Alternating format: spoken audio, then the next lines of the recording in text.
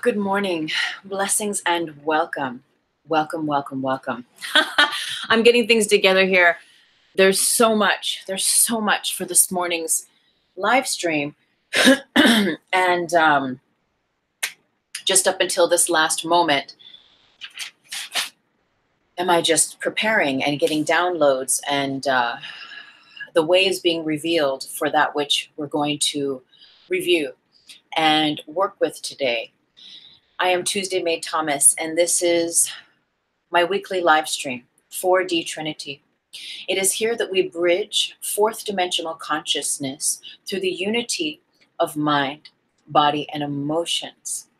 It is such a very powerful place to access because it is here that we learn how to bridge heaven on earth, how to be in the world and not of it. We learn self-mastery through becoming a master of our time and space. We learn how to love ourselves. We learn how to forgive. We learn the metaphysics, the divine ability to see through the veils of the third dimensional seeming realities, place love there, and so allow for the divinity of miracles, for the miraculous to take place in the now moment and through all time and space as it occurs for us. So this is very, very powerful today. We have so much to do. I've only got 2 hours to do it in, so we're gonna get started.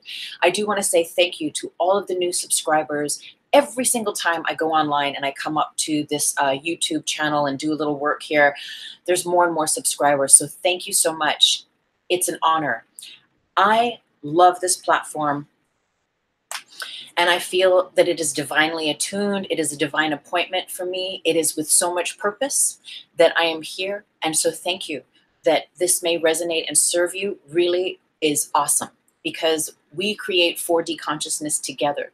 We are in this together, bridging love and light, being a conscious master of our time and space, being that which holds, embodies, shines, reflects, and resonates as love in its most purest love and light sense. So thank you, all of the new subscribers. Thank you so very much. And I know for the past couple of 4DTs, I think I've made, I've said that I was going to come back in and do our, oh gosh, the staff is like, whoa, here we go, baby.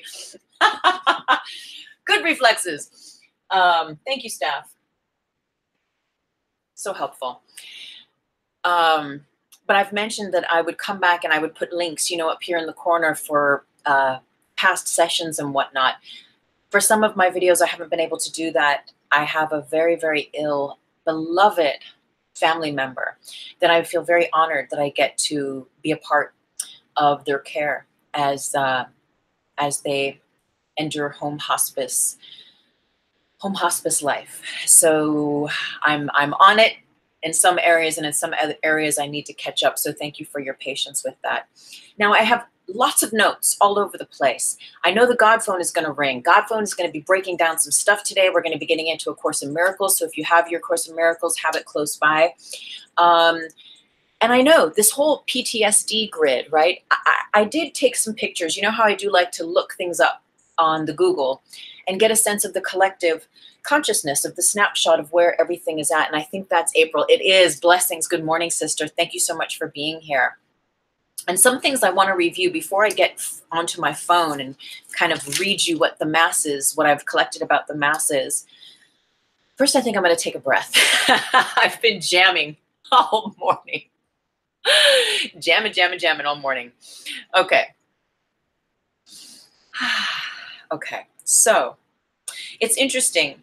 This, the main theme, PTSD, right? So today's theme is Healing Past Life PTSD. And if I alluded to this aspect that there may be a past life connection. If you have certain PTSD affectations in this life, it may be brought over or rooted in a past life that you're just completely unaware of, and that's fine. Also, it could be standalone PTSD that you know there was a very specific experience you had in this life that affected you, right? And that caused this mark on your timeline of this lifetime. But ultimately as well, through the veils that I see, and that what I want to just bring light to, and perhaps it will be in resonance with you, is this idea that if it happened in this life as a karma, as a lesson, as something that's really marked you, your emotional, your mental, your physical body constructs, the way that you are wired, and the way that you recognize terror and fear as a reality for you, right, through PTSD.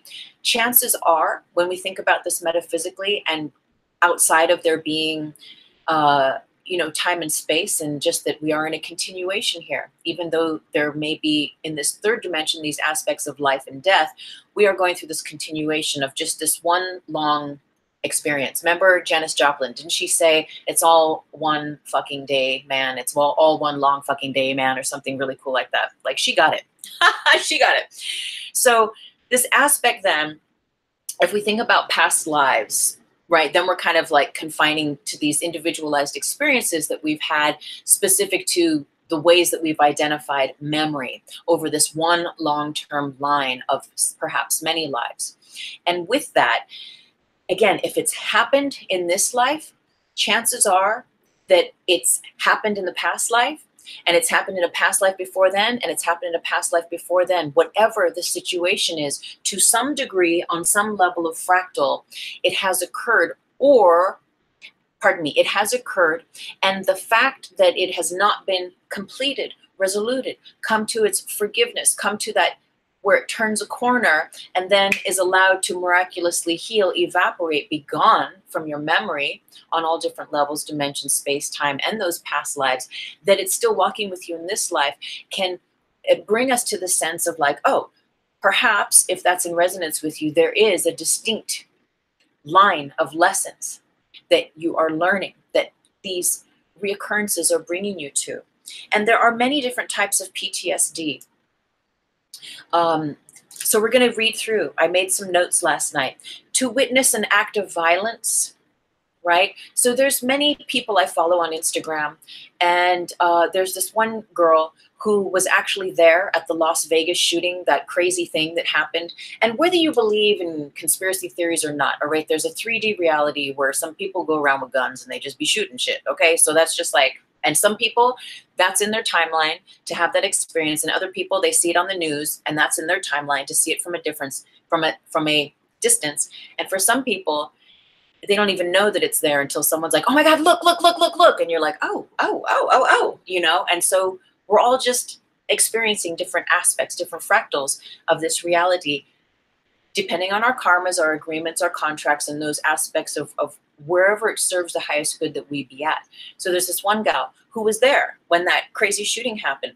She has PTSD from that. Can you imagine being in a crowd of thousands of people and all of a sudden there's like all this gunfire and people being shot all around you, right? She's like, yeah, I'm working on getting over that. And she's really a badass. She's at Soul Renovation. I often repost some of her blurbs because she's just spot on. And she's like, after that, near death, all there is time for is life. And so that's very inspiring. But there's this kind of thing, right? School shootings, the Vegas shooting, war veterans, right? That's a big one. War vets. There's so much. For many years, I've facilitated REIKI healing, meditation, chair, wheelchair, bedbound yoga for nursing homes, in hospitals of all ages and all cultures and every level of being. And I'm so very grateful and honored to have that experience. And a large chunk of those individuals that I've had the honor of working with have been war vets, and not in these recent wars, but like Vietnam, Korean War, the old school, Pearl Harbor, like all these old things that in our lifetime, depending on your age, we don't have such a visceral direct connect with, yet they do. And it was interesting just being in their presence, maybe laying hands on them, going through meditation with them, doing some breathing and allowing them to go back to that. And it would always come up for these individuals. And it was almost like the presence of the Reiki, the presence of the space that was being held through the channel of me in that instance, was allowing them to begin the next level of processing that. And that's what that PTSD is, right? It's that it hasn't been completed. It hasn't been fully processed. all of the information has not been fully connected, and so it's still there. The memory, the terror, the fear, the anxiety, the adrenal glands spritzing out, right? The cortisol, all that stuff, is it's still on rerun. And it's interesting because even at the gym I go to, just 2 weeks ago, I have a little satchel. It's like a faux fanny pack, but for like hikers, you know? So it's kind of cooler than a fanny pack. No, I'm just kidding. Fanny packs are coming back in. Oh my God. But it's like a glorified one of those, you know, and I put my water and my bands and, you know, my little things that I like to carry around the gym. And I would usually put it on the floor and I'd do my weights and thing. Anyway, the manager came around. She was doing a look-see around the whole gym. And she said, you know what, Tuesday, we're going to have to ask you, we can no longer allow patrons to leave bags on the floor. It's either going to have to go in the locker, or if it's something that you can wear, that you can wear it. But we can't allow patrons anymore to leave bags on the floor. And I says, oh, that's interesting. Why not? And she said, well, one of our gyms in Florida or wherever it was, someone came in with a big gym backpack looking bag, was carrying it, you know, from station to station, kind of working out, getting a survey of the place. And then, you know, all of a sudden just pulled it out, some big gun, and started shooting people. She's like, so now it's our new policy. So there's that. Even at an old gym I used to work at, Equinox, many years ago, I think it was a Florida thing again, where someone just came into the gym and just started shooting everyone. Those people who were there, right? Blessings to the ones who passed over. Yet the ones that are still alive, that's like, can you imagine every time you'd go to the gym, you'd be freaked out. That would be this wiring of this very visceral, real, you know, perhaps bloody, gory, just terrorizing memory in your system equally. I heard it on the NPR earlier in the summer that someone came in and did that to the Trader Joe's in Silver Lake, a Trader Joe's when I lived in LA that I used to go to all the time.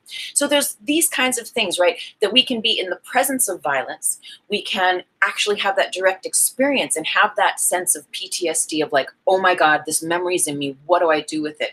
Now, equally so, right, there's this interesting fine line, because we can witness an act of violence, or we can perhaps have the actual act of violence be deliberately inflicted upon us. Okay, so I mean, and I'm just going to put this out here. It's all in a bubble of light. So there, you know, there's people that have been held up at gunpoint. Me. There's people that have been beaten. Sometimes, you know, just brutally. I mean, what's the difference? If you're beaten, you're beaten, right? Raped, mugged, even, you know, or bullied, you know, repetitively in school, or by neighborhood gangsters, or by a schoolmate or a family member. And so it's interesting, right? Because it can be in your home that you can get levels of this PTSD. If you have a family member that is constantly bullying you and using trickery and manipulation energetically, whether it is of the shadow and the dark side realm, or if it is just from something that that's how they were beaten by their grandfather and their father and their father, and now they're going to take it out on you because that's the grid and that's how it rolls, you know, and it's that kind of a thing. That's a lineage of PTSD. That is a massive, massive connecting point, right, for one to work with as they are guided. And you don't have to heal the whole thing, and understand that as you are aligned to heal just your part of the puzzle, to the degree that it serves the higher good of that lineage, of those grids, it shall be healed. We never force a will here. We only work and do energy work for the highest good of all, as it serves the highest good of all. It's always in the light and the lens of love and light. And so it is, and so be it. It's interesting. I'm getting more and more, and I think I brought this up last week, but people are just like emailing me and texting me and Instagram messaging me of like, oh, I have this client for you. They were in jail and they're now they're schizophrenic and da-da-da. And, you know, how can you help them? And then this other lady's like, I think I'm cursed. There's like this lineage, all this DNA stuff is happening. I need to let go of this lineage. I don't want to work out my ancestors' shit anymore. She's like, how do I break free? It's like, we're beginning to come aware of what is ours, of our sovereignty, of our ability to say no thank you to these PTSDs, to these common tracks and threads and grids of trauma and terror and stress and anxiety. As we heal our lives, as we continue to choose love, we have no choice. We begin to see in the light, and we begin to see just with ease. It's natural. It's a natural side effect. Like, what's the truth and what's not the truth. We begin to realize how carrying those old memories of PTSD, right? And believe me, it's all perfect. If you want to hold on to yours, then so be it. When it's time and when you're ready to heal it to the degree that you're ready, you will. There's no force of will, but we're going to get through this stuff today as you're guided to work with this. We're going to do some serious energy work, but first we're going to break these ideas down. So again, lineage, past life, right? This is totally healing past life PTSD. So again, does it belong to you? Did you at some point create a sacred contract and say, okay, I've never been raped, I've never been mugged in any of my past lives? Can you imagine that? You've never had any of those inflictions, yet you're like, but I'm going to take this grid on. I'm going to take this whole grid on of collective consciousness through my lineage, and I'm going to allow it be healed. So you don't even have to have been mugged or raped or beaten or shot at or whatever to have the experience of the trauma energetically, metaphysically, if you have agreed on some level. And so to the degree that we're ready to release from those aspects, so it will be done for the highest good of all. Yes, so it can be in your own family, right? All this stuff. Now, also, there's a PTSD from a car accident, right? Who's been in a car accident? I know for me, and there's a story about it in my book, How to Manifest with the Law of Vibration. If I didn't put my links down below yet, I will come back and do it. I have a website, I have free books, I have books you can buy, Instagram links, all that sort of stuff. But I remember I was rear-ended. And it wasn't even like a huge smash. There was like no shattering glass. There weren't other cars. There was nothing. It was a rear ending. It was like a whiplash thing, right? But it was a rear ending. And it put me in physical therapy and chiropractic, which I had never had that stuff before, for like almost 2 years. And it was the most excruciating pain. I didn't even know. I had no idea that pain, that pain like that existed for that length of time. And I'll tell you what happened briefly is that cracked open my crystalline tube in a good way for the highest good. The Shushumna, right, got cracked open so that all the tars, the caked and baked in fears, stories, PTSD, anxiety, all the angst, all of that depression, the terror, the memory, and all the ways that I have been bullied. If you read my other book, The REIKI Apprentice, that will give you some insight to that and how that was healed as well. But all that stuff that had been lodged in my spinal column from that rear ending, that crystalline tube got a clunk, and all that caked in hardened memory of fear, of pain, of isolation, of all that stuff that was driving me, that's how the lenses that I saw my life, oh, that stuff got shaken up. And for the next 2 years, during all those healing therapies, it was gently being released appropriately. But that huge impact created the occurrence for that tar body, for that layer of shadow, that layer of lies, that layer of tar, of fear, to get cracked open so it could begin to be worked with. Now, at the same time, that accident, even though it wasn't like some crazy big highway pileup, I had PTSD from it for at least the first 1.5 years of my healing afterwards. I did not even want to get into a car after that. I was in so much pain. I mean, so much pain in my spine up and down. Every time I got into the car, I was just like, oh, fuck. Like I'd have to say a million prayers and just breathe.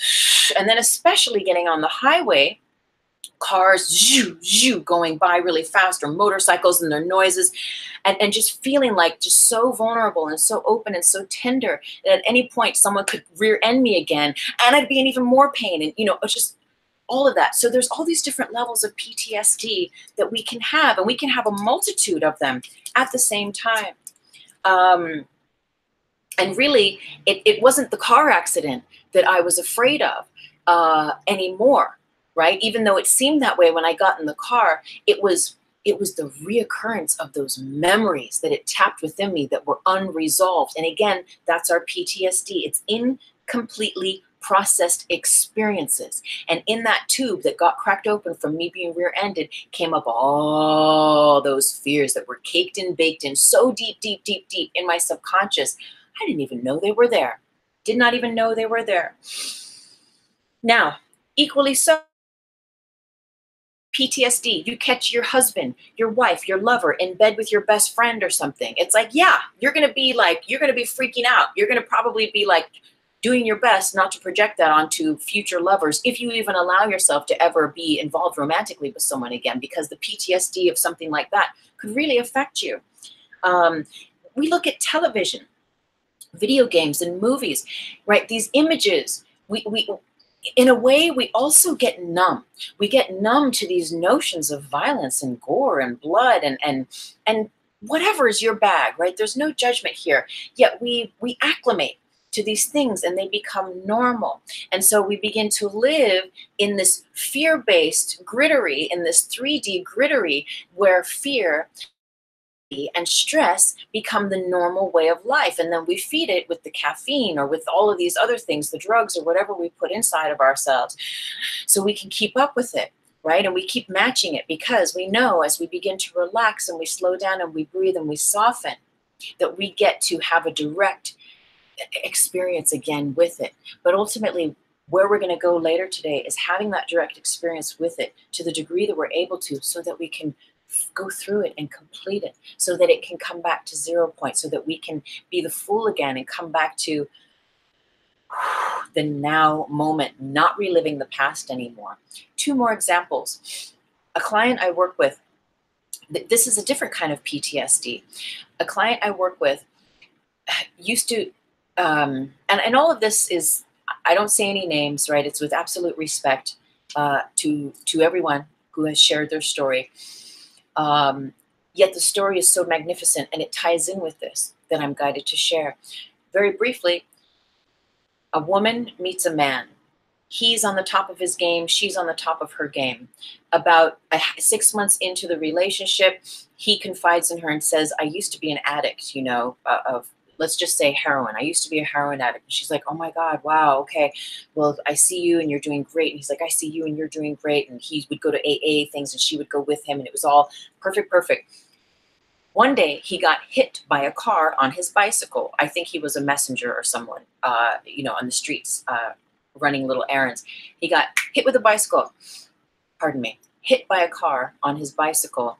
Into the hospital he goes. She's there, he's all hooked up, a million wires and all this stuff. It's all this, you know, emotional stuff. And the nurse says, okay, we need to give him some pain medication. We're going to start putting him on morphine and this and that. And she's telling the girlfriend all what they need to do. And the girlfriend had a feeling in her gut that was so visceral that said, do something, say something, stop this, or is there an alternative, something. And instead, she found she couldn't say anything, and the nurse went off to administer the morphine. Anyway, long story short, it ends up that that individual on the bicycle who was in the hospital ended up becoming an addict again. They ended up breaking up after some time, many months of going through this process and doing their best to heal it, but he remained an addict. And to this day, she feels the PTSD that she knew in her gut that she needed to stop the nurse and like say something, do something. She doesn't know what it was because she didn't turn that corner. She didn't allow herself to just be that channel for whatever the message was to be placed there for the highest good. And so she feels incomplete. So for her, there's this PTSD of this relationship that has not had its completion, where she gets to forgive herself, forgive the situation, forgive everything about that, right? Now, there's also another person I know who, when they were young, their father is, and I believe he's passed away now. And again, all of these stories I share with respect, and this is the last one, and then we're going to move on and talk a little bit more about the mechanics of the PTSD. Her father was mentally ill his whole life. As a youth, she had a very powerful memory of, she was in the bathroom, her father opens the door, and now I can't remember if she was on the loo or if she was getting out of the shower or whatever it might be. But the point is that her father, the mentally ill father, opened the door and he was masturbating in front of her.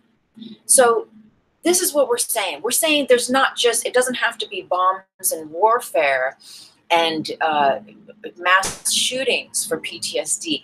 there's these ways that this stuff gets lodged. Now, as well, I know I don't go into the Me Too movement. I don't talk about these things so much. Yeah, let's understand that there's a collective of women in this lifetime that are that have been rear-ended, metaphorically, where their crystalline tubes, their subconscious, their memories, their past stuff is coming up. There's women that I know who have been raped or near raped several times, and they've never had the opportunity to speak about it, to complete it, to have a safe place to be heard or believed, right? And so banding collectively, these women's energies, their voices, their memories are saying like, yeah, I hear you, I see you, sister, that happened to me. Divine feminine rising, right? To be cleared, to be cleansed. And with it, as divine feminine rises, the divine masculine, we're always in balance, is being invited to meet it in the highest order. And what that looks like, well, we're in it now, right? We don't know, but we just see with eyes of love, whatever it is. So understanding that there is individual, there is collective, past life trauma, or in this life trauma. And I see someone else hopped on. Blessing, Stacy. Yeah, I can imagine. I can imagine. She's saying that she has PTSD and it sucks. It makes you immobile. Well, we're going to do some energy work here today, Stacy. And as you're guided to join, I pray, that it will serve your path. It will serve your path so that you can feel safe again, so that you can feel a sense of peace in your life again. Okay, so one more story. An ex-boyfriend of mine, he was shot in the eyeball, like shot in the eye with a hunter's rifle. He was camping. He camped too close to where the hunting was allowed. It's like this crazy story, but all of it's crazy, right? He was camping too close to where the hunters were allowed. It was nighttime. He was getting out of his tent to do something. It was dark. Apparently there was some dude hunting across the way who thought he was a turkey because it was turkey season. The guy goes with the hunting gun to shoot the turkey, not knowing that it was this man, my ex. And my ex got shot in the eye. In the eye. I mean, PTSD. So there's just like, and then when I was going out with him, he only revealed after a certain point that he would wear this glass eye, and I always thought it was really cool. I was like, ooh, that's kind of hot. We can have fun, right? We can make light. I mean, not make light, but we can laugh at ourselves, right? But he did, what I noticed is that whenever we'd be out at a restaurant, at a coffee shop, at a something, every time someone would enter the door, the entranceway to it, he had this reaction where he'd have to look and see what was going on. And it was like he wasn't even conscious. He wasn't even aware of it. It was this automatic response of survival of like, am I safe? Am I okay? What's going on here? So it's this interesting thing, right, where we have not completed these memories. And so, all blessings, Stacy. And so what happens is that we get stuck. Okay, so when we are stuck in PTSD, we have the stress response, right? The fight or flight. If you are familiar with yoga, relaxation, Reiki, meditation practices, we're aware that when we relax, everything relaxes. When we learn how to breathe, we learn how to, stretch, we learn how to meditate, focus our attention. And now again, as I said earlier, if you've got a whole bunch of memories and stuff in there that is just anxious, just even thinking about it or feeling about it, and you don't feel that you have a safe, special, sacred space to have those feelings, to go through those emotions, then you're going to just keep holding them. You're not going to feel like, I can let this stuff go, right? And I know it's different for everyone. Yet, if we're in constantly fight or flight mode, which is when we rerun those memories and when they're stuck in us and they just are continuing to be a huge presence for us, as they continue to run, to roll, what's happening is that fight or flight response is activating in our bodies, in the chemistry of our body. And when fight or flight is activated through our nervous system, our adrenal glands that sit on top of the kidneys spritz out cortisol. And cortisol is a chemical that is activated. It's like when you're out camping and you're peeing by the bushes and and all of a sudden you hear this weird noise from the other bush, and you see the bush move, and you're like, is that a freaking animal? Am I gonna die? And you get this spritz of cortisol, and you're like, run, you know. Or you're walking down an alleyway at night, and there's some shady character that's all of a sudden walking a little too close, a little too fast. You know, that adrenal is like fight or flight. Are you going to stay there and do your kung fu, or are you going to get the fuck out of Dodge? And it's like fight or flight. Yet when we have these memories and they are unresolved, right, it can be very challenging. You can do all the meditation, the breathing, all that stuff that you can, and you may just keep hitting a wall. You may not, but you may just be like, ah, because there's different levels that are ready to be healed. And it's the memory that's ready to be healed. As we heal the memory, and we come into that just being able to feel safe again, then we turn off the fight or flight response, and we move into the rest and digest, where your body then switches this chemistry. It no longer is spritzing out fight or flight, where you have to like survive, you know, take care for your life, run for your life or something. It's like now you can relax. Now all of your body systems can be nourished. They can be fortified. You can, you know, digest your food, receive the nutrients from it. You can have a regular BM. There's like these natural cycles in your, you can sleep well or better. You're not up all night, stressed. You know, the function. And so when we're in stress, fight or flight, and when those memories of PTSD have not been processed, have not been completed, they're buried in our subconscious, then we're constantly it turned on to the cortisol, to the adrenals. I have another client who just has the shakes constantly. I mean, her whole body shakes constantly to varying degrees. Does she drink coffee? Yes, she still loves her coffee. Is she of sound mind? Absolutely. Is she a beautiful person? Fuck yeah, absolutely. She's the bomb. She's Reiki level 1. She's learning all that stuff. Yet at the same time, there's some like hidden subconscious something in there. And as I work with her, you know, what I'm guided to share is that there is some memory that is so deeply lodged in that subconscious, whether it's this life or past life, that is still causing those adrenals to be on a constant alert, to constantly be shooting out so much of that cortisol that she's, you know, and she doesn't have Parkinson's. It's not that there's a shakiness. There's so much cortisol running through her body now. And not only does that put us in this constant fight or flight, right? Yet it also wears and tears our body down. The organs, right? Look at your physical health, right? And how your possible PTSD stuff is running down the organs or certain aspects of your body.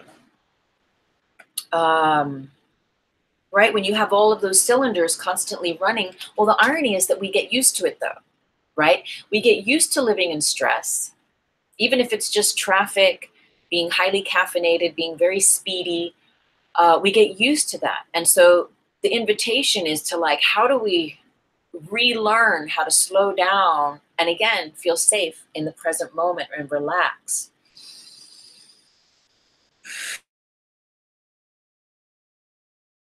The point in time where I believe it was a law where the media, could not show someone actually being shot in real life. They could not legally show someone being killed and dying in real life. I don't think that's the case anymore. We're getting used to this, right? We're like our defenses are getting you know,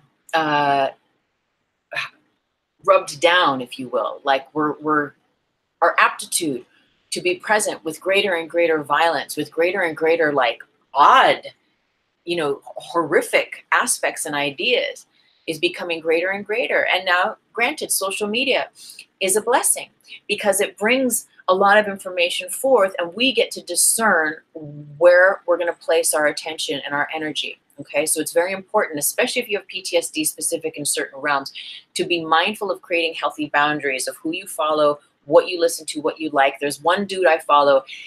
like 80% of his stuff is like the bomb. I'm so in tune with it. 20%, ooh, child, I'd be like, you know, and if it says sensitive content, I am not going to click that button. And if it's like you get a feeling, like, is this something I should be watching? And you know, like within 2 seconds, as you scroll through and you're like, nope, keep going, it becomes clearer and clearer and clearer to you. But being mindful of that stuff is really important. Stacy says, I had a heart attack and my blood pressure is out of control. I had an artery dissection and almost died because 40 years of staying in fight or flight 24/7. Oh, honey, I feel for you. I feel for you.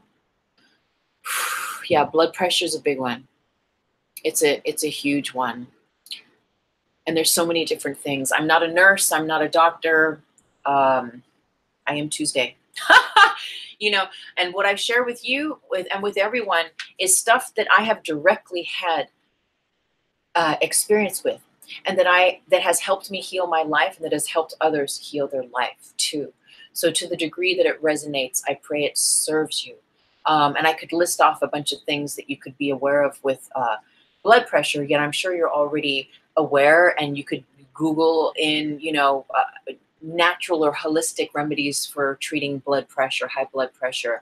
And I'm sure there'll be breathing techniques. Maybe there's, you know, some kind of a nutrition supplement. There could be different things that can really help to take the edge off of that so that it can be managed in a greater way. Now, we're going to be tripping out here a little bit because I know the God phone is going to call, and I did get a download of where we're going, and there's so much here. So let's just keep going. So again, this fight or flight, this memory stuff, it's the past. Now we're going to start to get metaphysical and spiritual, and you may have some resistance to this. You may not. You may be just absolutely ready to hear this, and to hear a new way to think about this as well. The past, it just doesn't exist.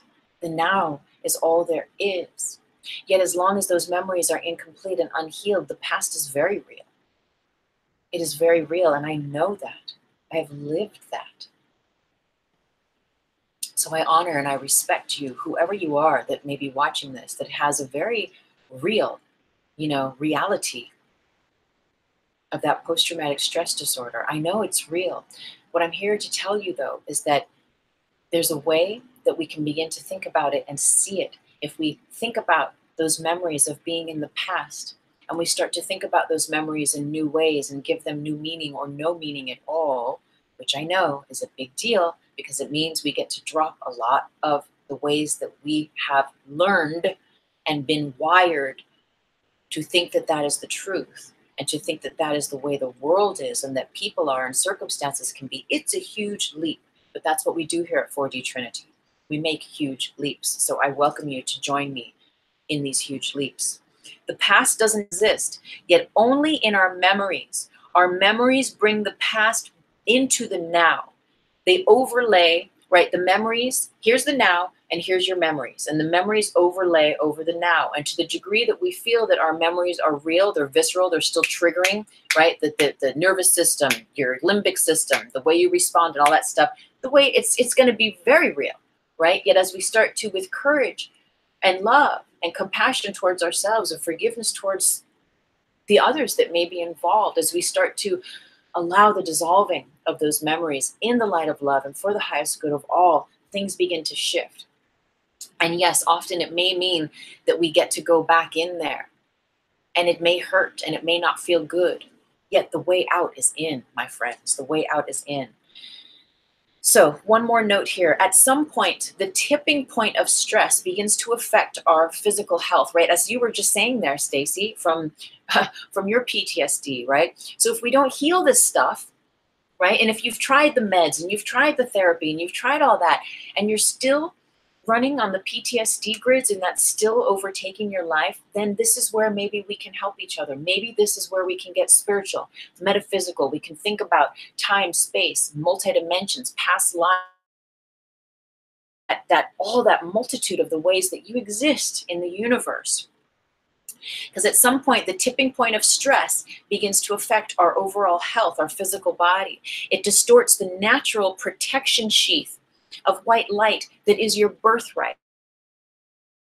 the story that I tell my students. And if you're a student of mine and you're like, I never heard this one, well, welcome to the story, honey.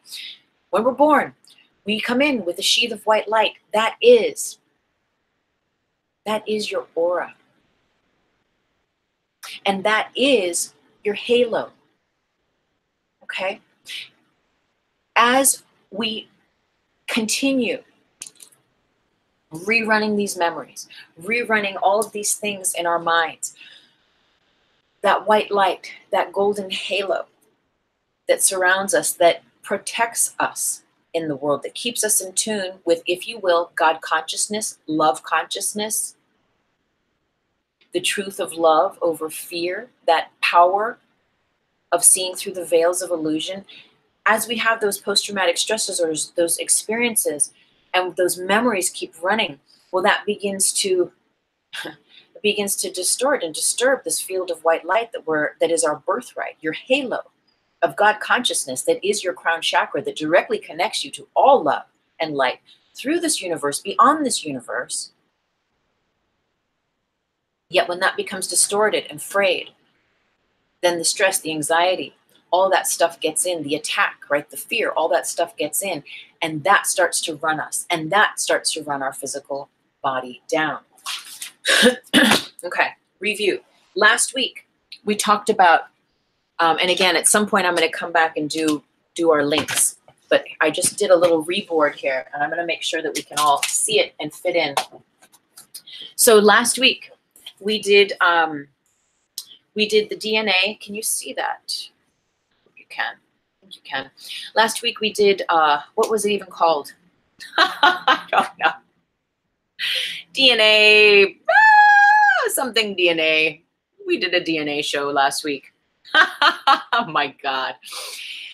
So the point of this is that I'm bringing it up again today is that at the end of our show, we were deciphering the word, right? Deoxyribonucleic acid. Now, and I couldn't even say that word last week, but thanks to my apprentice, Will, he can say it like a wordsmith. And so through the osmosis of him saying it in front of me several times, now I can say it. I could not pronounce it last week. So thank you for your patience with me with that.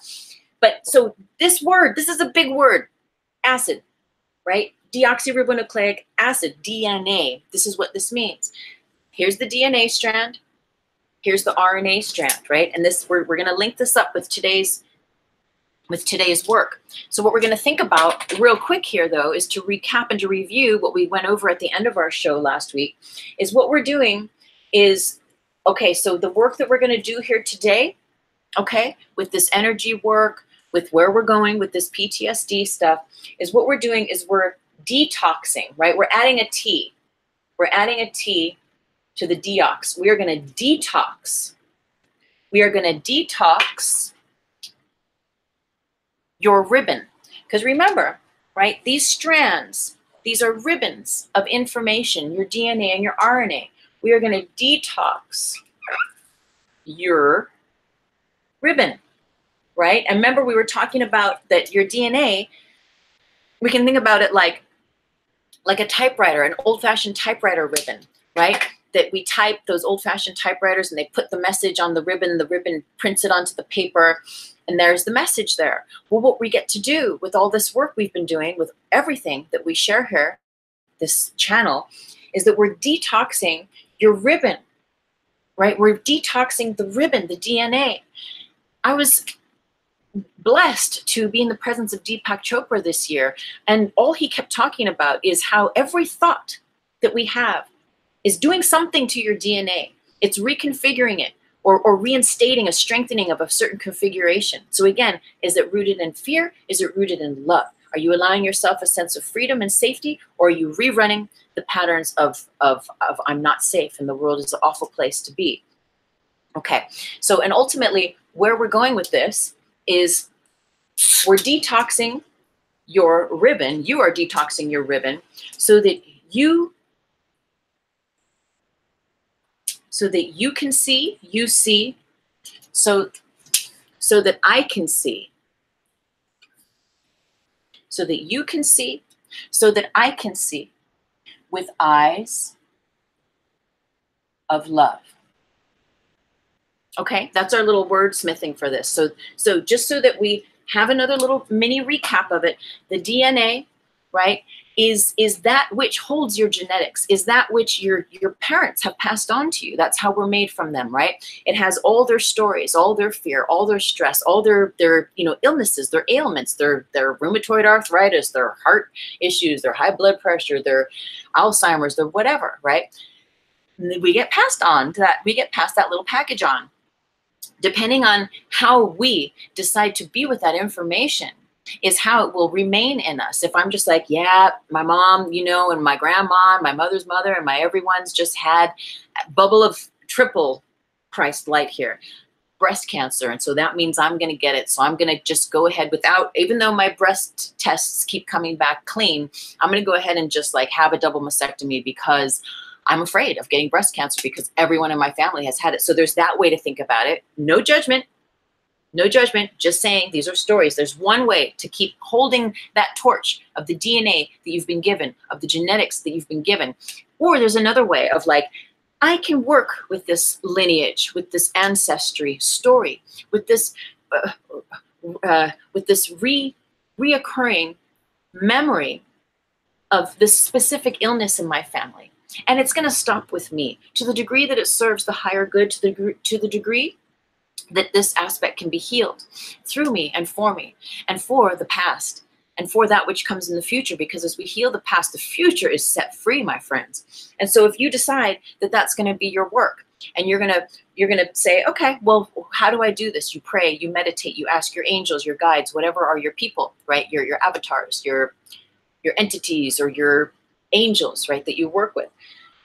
You ask them, here they are. There's the sirens. They're always at your ready, always. You simply have to say their name.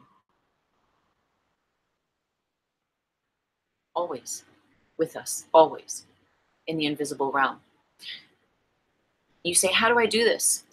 You'll find the right book. You'll be inspired through your journal scribings. You'll get a download. You'll get an aha. You'll hear a song on the radio and you'll be like, oh my God, I didn't know Justin Bieber could help me realign my DNA through that one word in that song. It's crazy.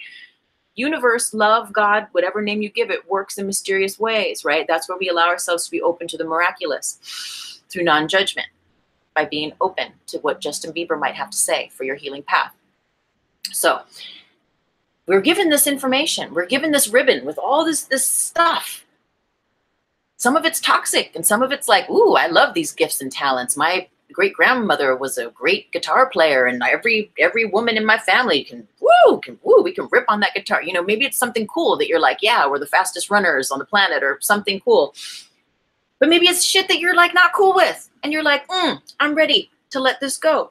Well, what happens is your DNA, as Chopra was saying, is constantly just recalibrating. And we talk about DNA here a lot, but I'm not going to go into the deep things because we've done that already and we have a lot more to do and we need to get moving. So very basically for the premise of today, this idea of the DNA, that it has the story of you. It has the story of where you come from.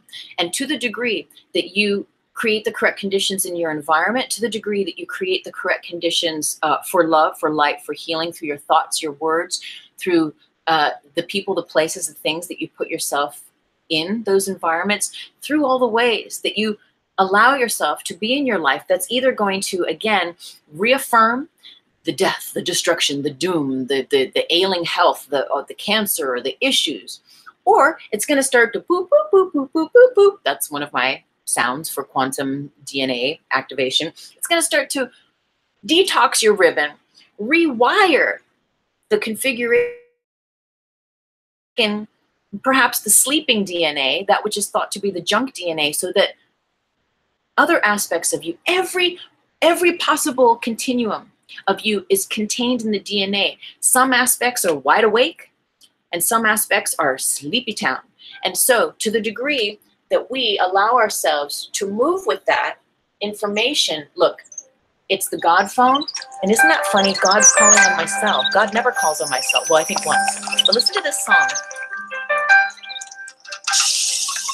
It's so gentle. It's so gentle. Oh my gosh, it's so beautiful. Blessings, God. What's up? We are so breaking it down. I know, because it's what? I have like an hour or something left. Okay. God. Yes. A Course in Miracles. God says hi, everyone. And God's just reminding us that God is love. God is love. Love and only love. God is love without an opposite. God is love without fear or judgment. God is love. Thank you for always clarifying that. Yeah, I think we're doing pretty good. We've got a lot to do. Okay, we'll finish up here and then we'll get into our studies with A Course in Miracles. Namaste, dear God. Blessings. All right, God's like, keep going. So we're definitely going to get into our Course in Miracles here because there's some deep stuff that has to do with this PTSD that the God phone is strongly guiding. So the point is that you have this ribbon, you have all this information, and to the degree of what you're going to do to create then the RNA is what penetrates the cells, your cellular memory, the trillions and trillions of cells that make you up.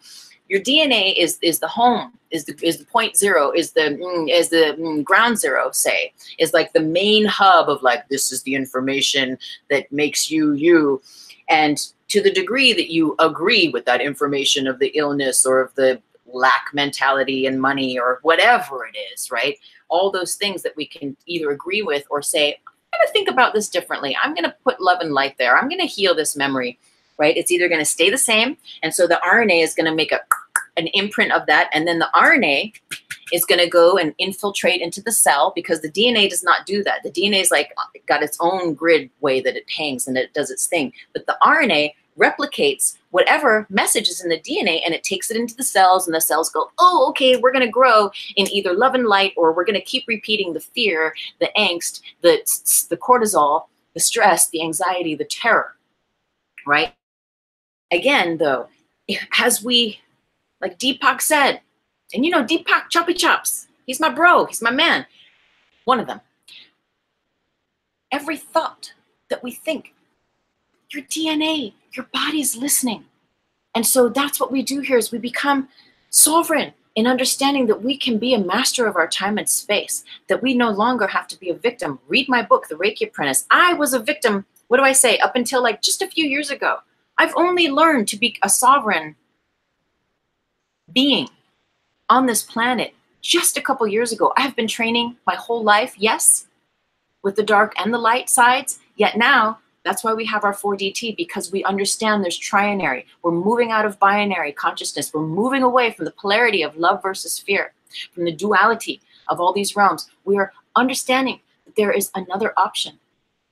And that option is what God is saying, that plane that exists within us, to us and through us and for us, if we should choose it, that is love and only love. We can be a body in this third dimension. We can bridge heaven on earth, where we can have 1 foot in 4D consciousness, which is love and only love, 1 foot in 3D consciousness, where those polarities are still at play. Yet the depth of how those polarities affect us, right? And the memories that we hold as we plug into this place become lighter and lighter and lighter to the degree that we begin to see things differently. We begin to imagine and feel and forgive into our memories differently. And so the RNA begins to make a reproduction of these new strands, of these new ribbons that you've detoxed so that you can see, so that I can see with eyes of love. And again, it's not just your physical eyes. It's that third eye. It's that heart center. And this is the tough thing with all healing, is self-love. Knowing thyself. That's the real path. It's the gentle path. Doesn't mean anger and fear and you know, some curse words might come out at times, yet that's the path. So again, changing the DNA, detoxing your ribbon so that the RNA can begin to replicate new patterns from the DNA that truly serve who you wish to become, that truly serve the part of you that knows there is another way to experience this life, that is love and light, that is stepping outside of fear.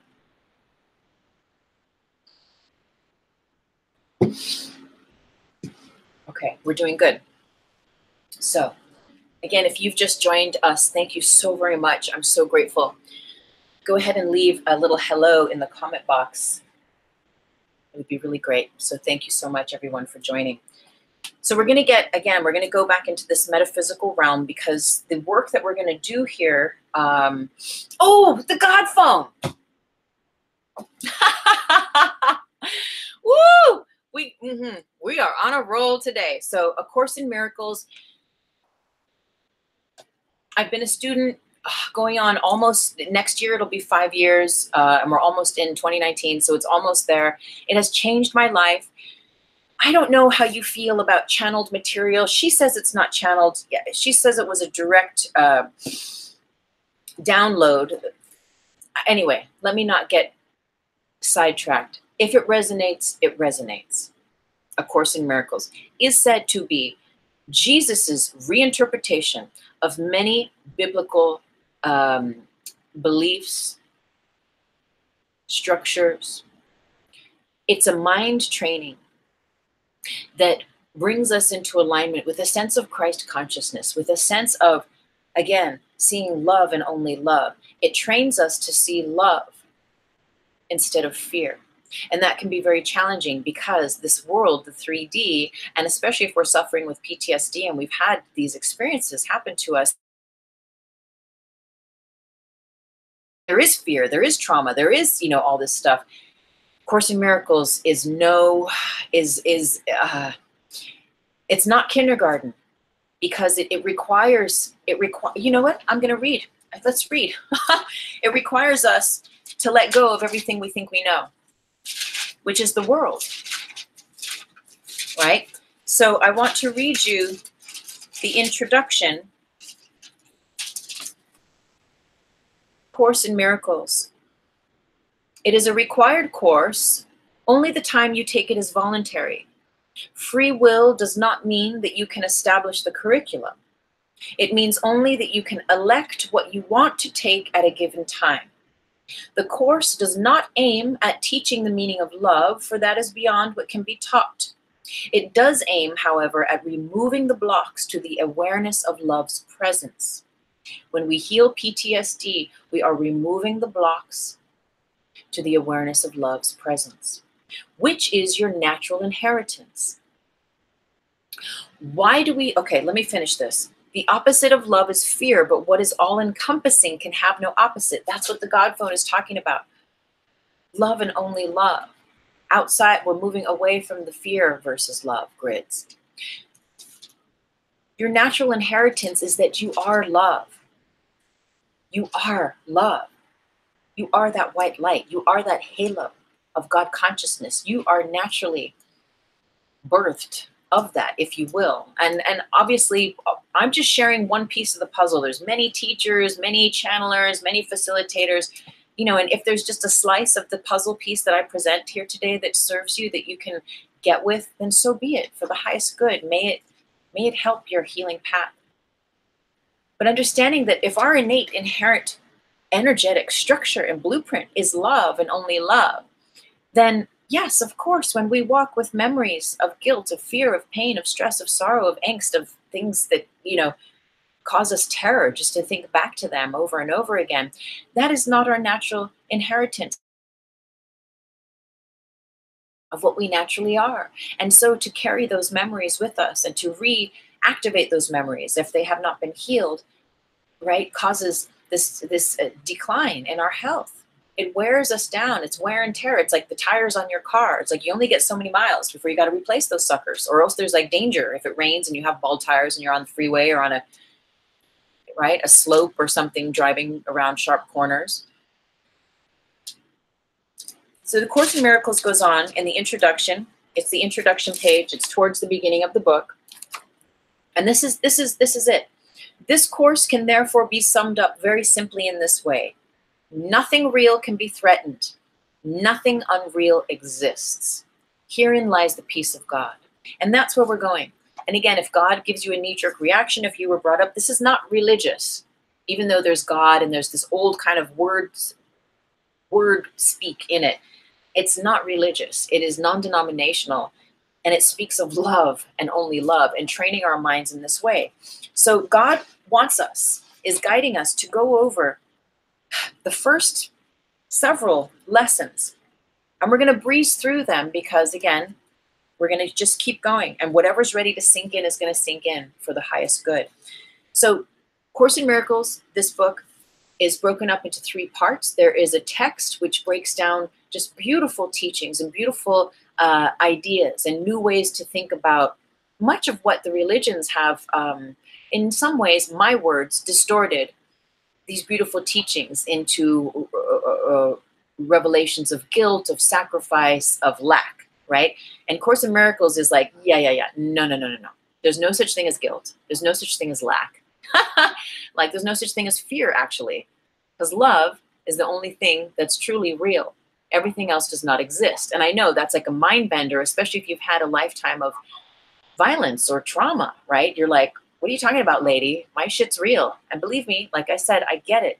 But if you're watching this, and perhaps there's a part of you that is ready to just begin to even think, like take a tiny little bite of this information and begin to just sit with the idea that maybe you can start to see things differently. Maybe you can start to forgive those that have hurt you. Maybe you can start to love yourself and this path of healing in a new way. So there's text in the book, and then there are 352, is that the amount of days in a year? Whatever amount of days in a year, there's that many lessons then in the book, where every day you're given a lesson, something to meditate on, a morsel to chew on, to help you begin to learn this turning the corner of this arc of thinking about, like, training your mind to see with love, eyes of love, thoughts of love, words of love, over thoughts of fear, words of fear, the past, the past, the past. Much of our past that affects us in ways of PTSD is all rooted in fear, right? The past of the good stuff doesn't have a hold on us. It lifts us. It levitates us. It lifts us up. It's freeing us into even more freedom and sovereignty in the now moment. It is those things that have marked us in the past that are heavy, that are the baggage, right? That are the game changers, though. They're here for a reason. Don't be hard on yourself. Your pain is your power. Okay. So again, there's texts, there's 352, if that's how many years there are in a day. Listen to me. If that's how many days there are in a year, I'll just double check that. Oh, 365. Oh, there you go. There's 365 days in a year. 365 lessons. And then at the end, there is the manual for teachers. So the God Phone is inviting us to just run over these first several lessons. With regard, we're going to think about this with regard to PTSD. Lesson 1, thinking about this being a mind training. Lesson 1, look around the room. I'm going to invite you now, viewers, to look around the room where you are, wherever you are. You might be in a cafe, you might be at home. Lesson 1, nothing I see in this room means anything. Look around at the chairs, the windows, your phone, your cat, your dog, the food on the table, a painting, the flowers, whatever you can see. Look at your hands, your toes, your shoes. Lesson 1, nothing I see in this room means anything.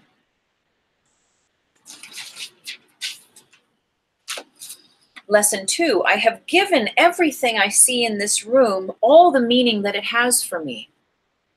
I have given everything I see in this room all the meaning that it has for me. I'm going to read a little bit more here. Through your own experience, you define people, places, or things, and or are given. Through your own experience, you define people, places, or things. And these people, places, and things are given definitions and meanings also through our family, through our culture, our society, our religion, our DNA, right? The stories that we're given coming in here. So I have given of Jesus Christ or the Buddha or the Dalai Lama or whatever it is. Those pair of shoes, those Nike pair of shoes, there's all that stuff going on with the Nike grids, right?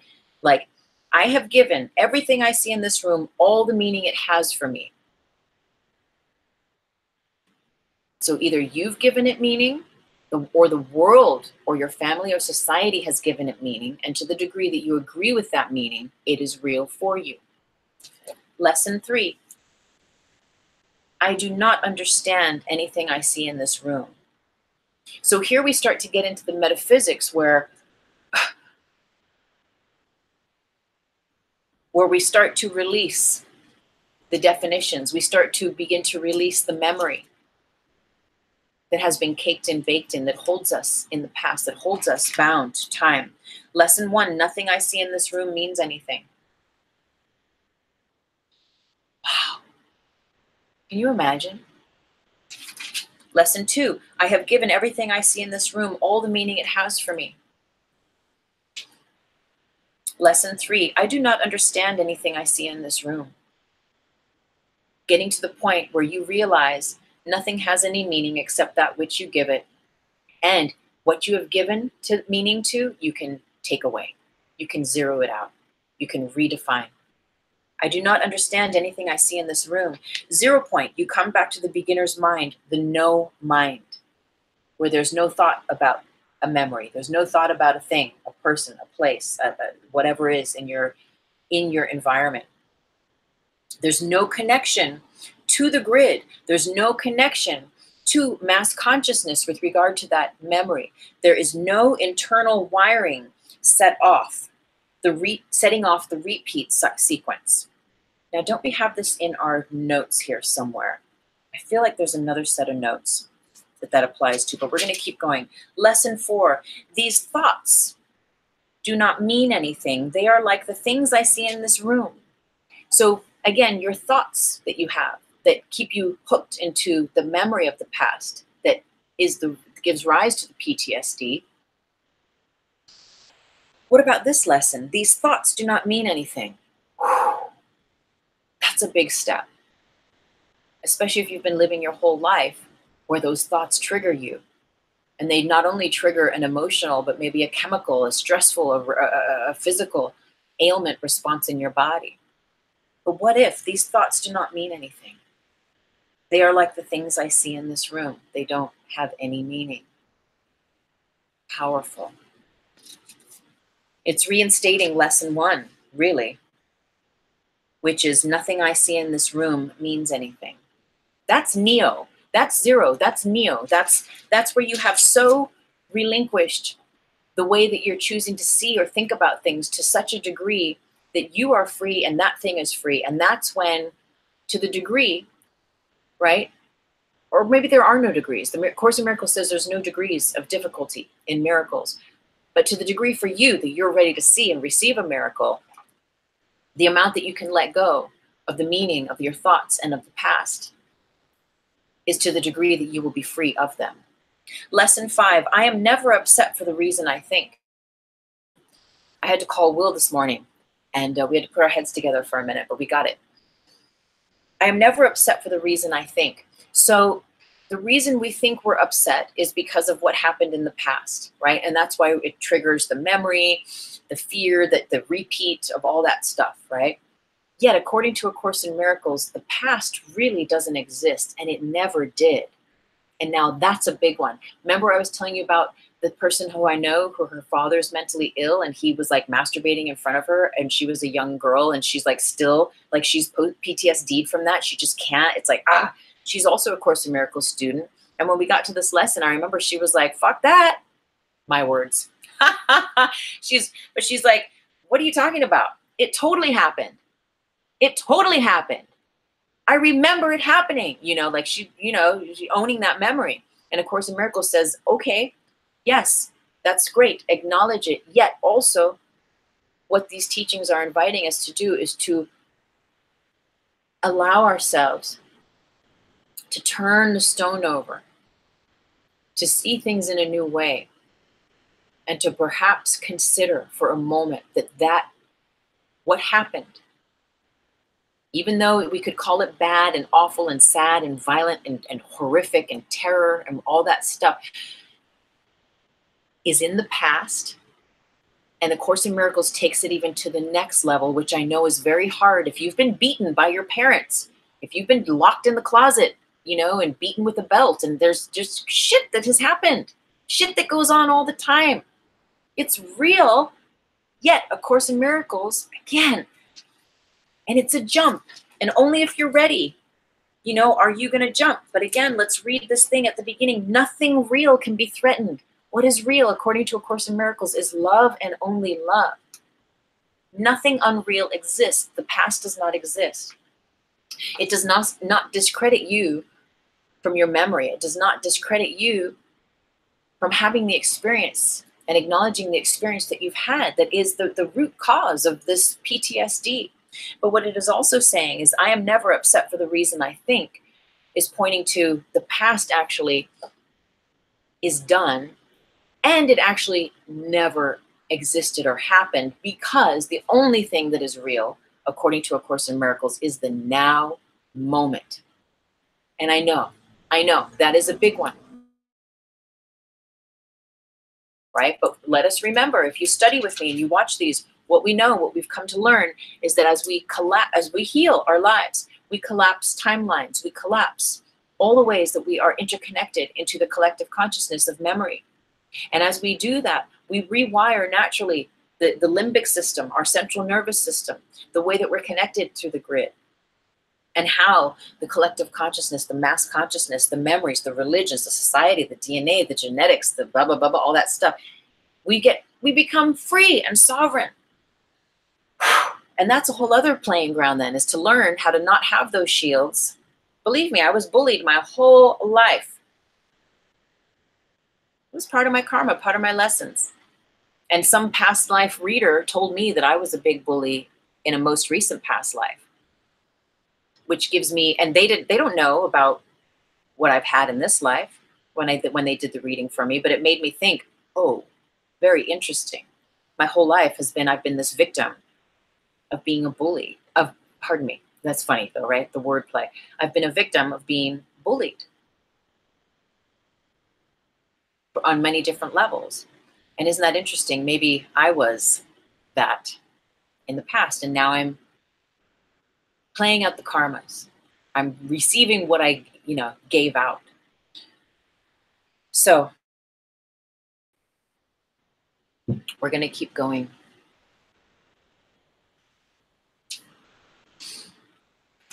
So again, that last one is interesting. Lesson 5, I am never upset for the reason I think, because the past doesn't exist. And actually what you think happened never happened, because only love is real. And if that thing you identify with the past and with the pain and is rooted in fear and terror and violence and all that, whatever it could be, according to A Course in Miracles, that's actually part of the illusion. That's part of the binary, my words, binary. That's part of fear grids. That's part of what is not real. You see, and this is where we get to bridge a real power. This is the Christ consciousness. This is that, like, where you forgive until you forget. And I know it's a big one. But again, you wouldn't be listening or being here right now if you weren't ready to take some morsels of this information or to make a huge leap in this realm of just being open. You don't have to buy this book. Maybe what I'm going to just say to you today is just enough to start to calibrate and soften those hard edges or those deep pains. Lesson 6, I am upset because I see something that is not there. Lesson 7, I see only the past. So PTSD, when we're in that cycle, we're rerunning the memory of the past over and over and over again. We're seeing only the past. And again, according to A Course in Miracles, we're seeing something that's not even there, because everything is here in the now. And remember, to the degree, though, that we're in the past, the now is here, clean slate, your white light, your halo, your God consciousness, your hologram of your light body, the blueprint of your perfect health, wealth, happiness, joy, perfection, just divinity. You in all of your graces is always here with you. It's always here with you. It's in the DNA. No matter how much hubbub, how many genetic mutations, cancers, ALS, Parkinson's, whatever, all the stuff that could be on your ribbon of DNA. Also, Equally so is the perfection of you and your perfect health. It's just what we feed. It's just where we put our attention that is going to perpetuate and create that same strand that's then going to be replicated through the RNA and fed into your cells so that your cells can reproduce mutations, those fear-based memories, those chemical reactions of the adrenals spritzing out every time you see that thing or hear that gunshot or someone gets a little too close. Right? We're learning to place love there, to go beyond that stuff. There's a certain point where you're just going to be like, you know what? Bring it. Bring it on, whatever the lessons and the teachings are, because I've tried the meds and I've tried the therapy and I've tried this and that. And yeah, maybe it's taken me out of certain areas and I've been able to get to this point now. But like, if you're ready to go to the next point, and this metaphysical aspect of yourself, this multidimensional aspect of you, this quantum multidimensional way that you exist, especially if it's a past life connection, which we said earlier, if you're having it in this life, chances are you've had it many, many times in the past, and it's just here again in this life so that it can be completed and healed, so that you do not have to walk with this anymore. So you can know who you are, free and sovereign, rebirthed in love and in light. Lesson 8, my mind is preoccupied with past thoughts.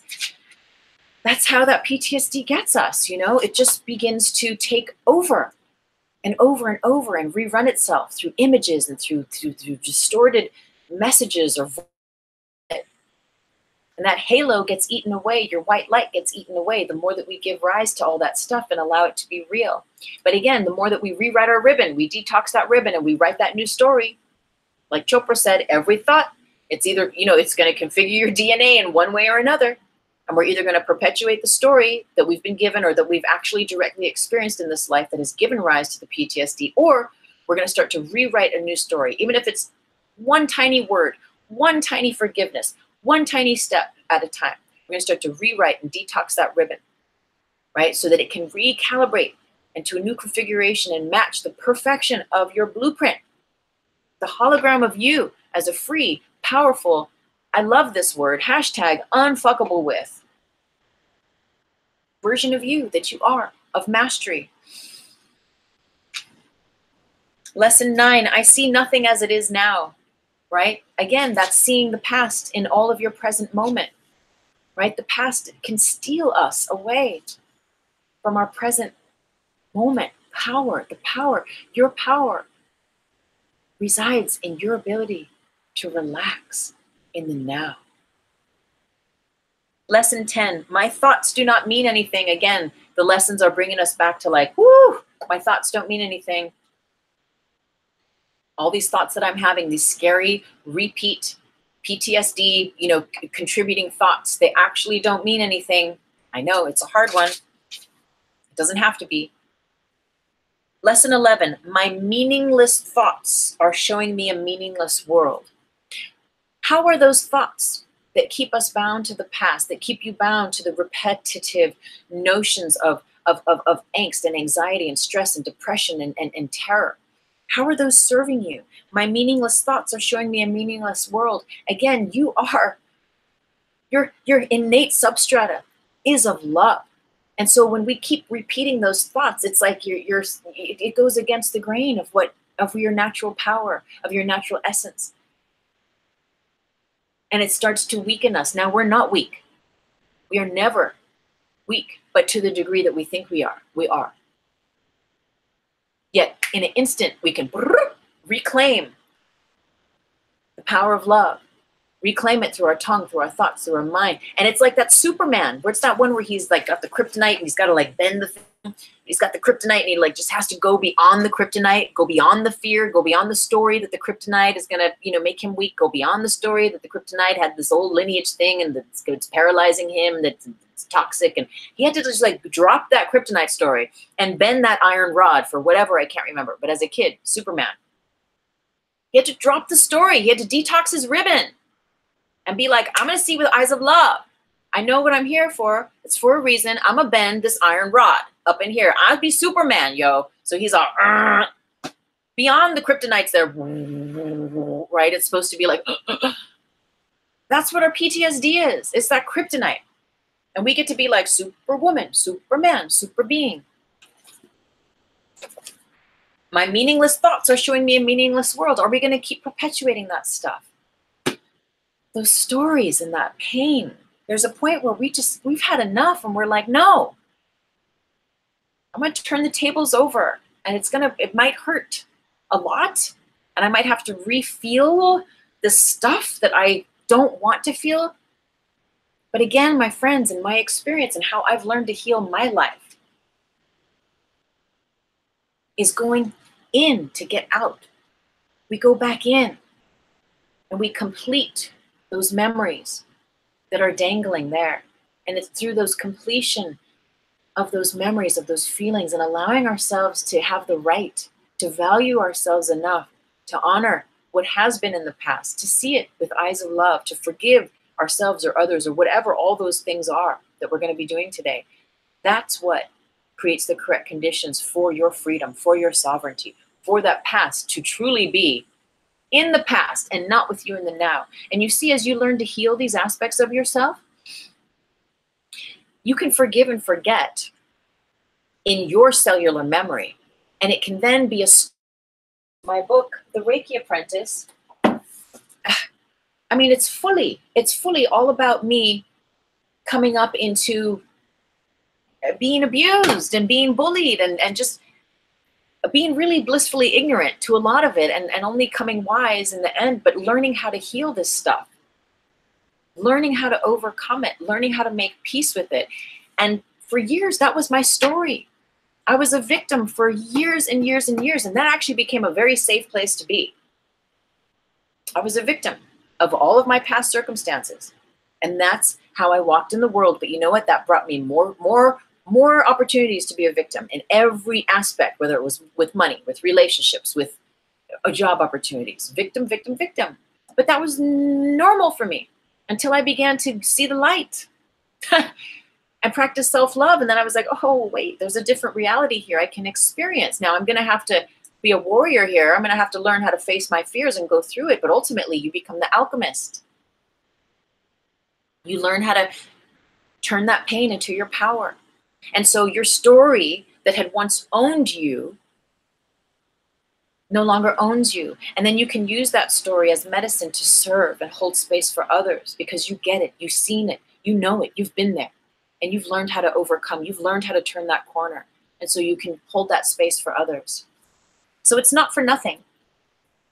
There is an honor to your story, to your past, but we don't let it own us anymore. Lesson 12, I am upset because I see a meaningless world. Again, if we look at the world with how it apparently looks and seems, there's plenty of stuff to be upset about on a continual basis.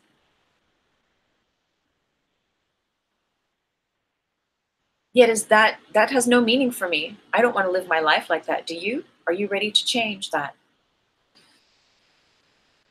So we're going to talk about this tool we're going to be using here shortly, and it's called Point in Creation.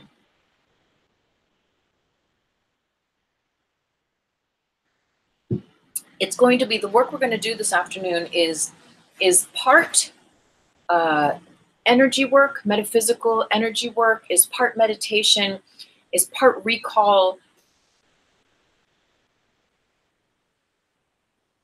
and a lot of love and intention.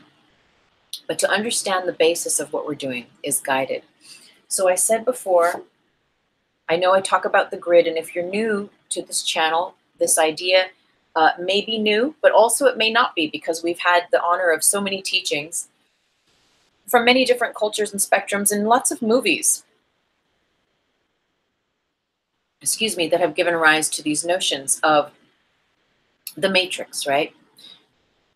This picture I use for us to consider all of these lines of energy are the matrix, right? Yet what I teach it as being is the grid, right? We can call it the grid matrix.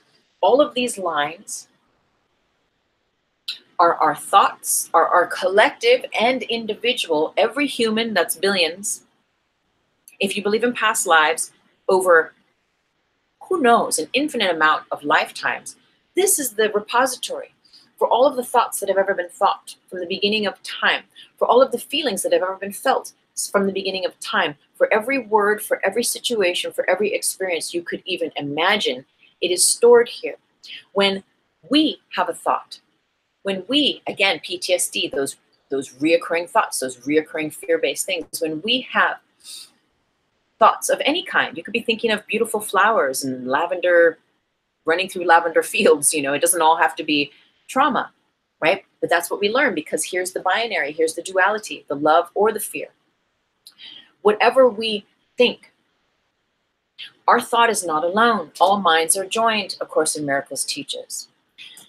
When I have a thought that brings me back into that being a victim, it is not only my thought that I am entertaining, but my thought as an energy grid, as an energy strata, as an energetic thread of its own self, extends not only and talks to my whole body, but extends itself out through the grid matrix of not just my individual thought and feeling about that experience, but to the collective as it is stored in the grid matrix.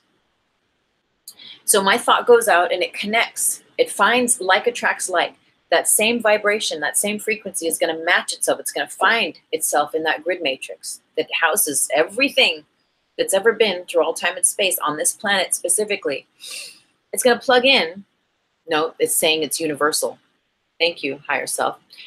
It's going to plug in, and you're going to plug into all of those people and places and spaces that have ever had a similar event. And it's because we're talking about PTSD, all of those people that have ever, through all time and space, past lives, all dimensions, have ever had a similar or very specific experience as you, trauma, violence, terror, whatever it might be.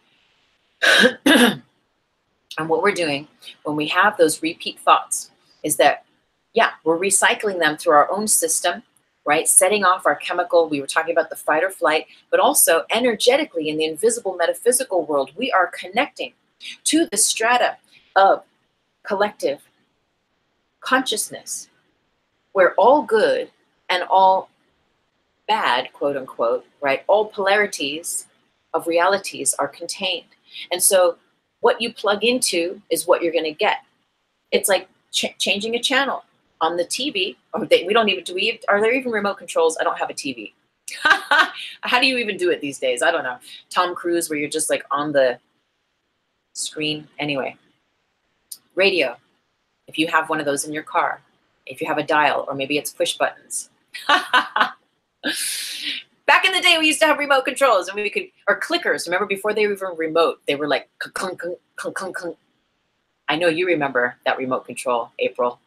That big, huge TV. We choose the channel, right? Whatever channel, whatever station it is. Consciously or unconsciously, subconsciously, especially if these PTSD patterns are just so ingrained in us that it's like hard. You're like, how do I even stop this? And you're praying and you're lighting candles or not, or maybe you're going to start praying and lighting candles and asking, for help, like Holy Spirit, God, Jesus, whoever your people are in the other dimensions, whoever your angels are, like, help me. And that's a big thing as well, is that because we don't have to do it by ourselves, and just knowing that you can ask for help. If you have a spiritual inclination and some resonance with an archangel or with, whatever it might be for you, a deity or the Buddha, that you can say, help me. You don't have to do it all by yourself. And the moment you say, help me, the moment it is done. You have to ask, though. What you choose, what you think. And isn't that funny? Because you might be thinking, well, I'm not choosing these negative post-traumatic thoughts. But Course in Miracles and where we're going with here is like, yes, you are. If you're aware now at this point that they're there and that they cause you continual trauma, then this is the point. This is the turning point. This is exciting, because then you get to realize, like, I can change them. I can reroute that pattern that goes straight to terror, that goes straight to fear, that goes straight to stress, or that wires me into depression. I can reroute that pattern now that I'm aware that it's even here, now that I'm aware that it's even a pattern, now that I'm aware of how it's affecting my body, my mind, my quality of life. I can do something about it. And it's by changing our minds. Our minds are directly wired to our emotions. Your thoughts will give rise to your emotions, which gives rise at the same time to the chemistry value in your body, which is either going to be leaving you in peace, where all the functioning of your body is like cool, you know, or to the greatest degree that it can be in its perfect health, or otherwise, or not. It's going to be going against that, depending on what thoughts, what images, what things we perpetuate. And with PTSD, it's the wheel. They just keep going around and around and around, and we get hardwired into that. And so it may feel like there's no way out, but there is, my friends, there is. And as you start to rewire those structures of pain and place love there, which is what we're going to be doing here shortly, love does the work for you. It reconfigures to the degree that we are ready to be healed in any given circumstance or situation. It will reconfigure us into the love that is in this puzzle, because there's love and there's fear here in this collective consciousness, in this grid matrix.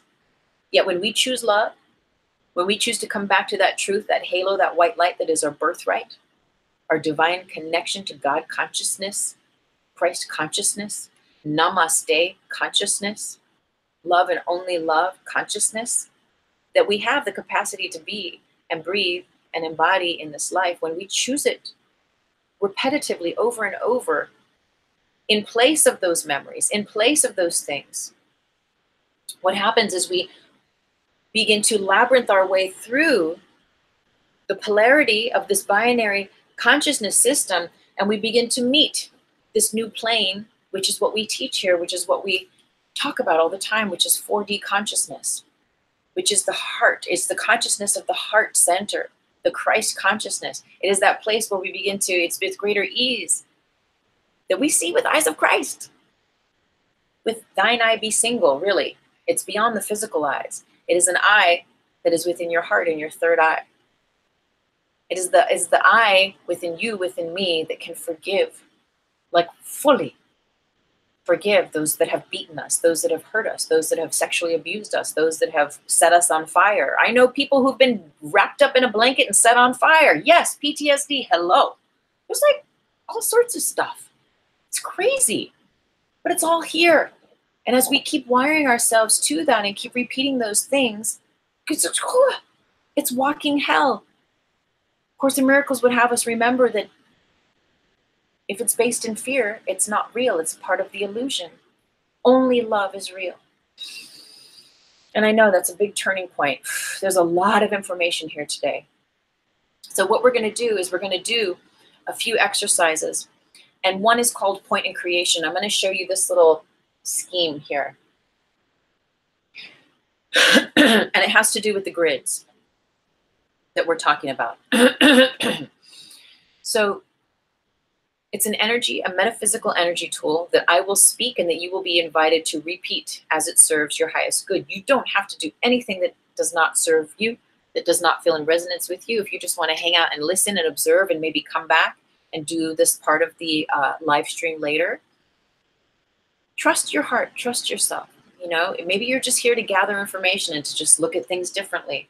Thank you for being here and for being open. This stuff has helped me. I mean, now I can laugh. Now I can live. Now I can embody perfect health. Now I'm unfuckable with, because I don't have all those thoughts. I don't have all that stuff. I'm no longer a victim. Life is actually easy. I feel safe in the world. And you can too. You can too. And it may be baby steps. It may be one miraculous leap. Whatever it is, if you welcome that healing, it is here for you. So this point in creation exercise we're going to do, just to give you an idea. So here's you, here's me, here's a person. This here is a timeline. And imagine that timeline is like from birth to death, or from birth to the point that you are here, however old you are in this life, right? Here's where you were born, and here's up to where you are alive now. Now, all of the red marks on that timeline are points in creation. And points in creation are are those experiences in our life that mark us.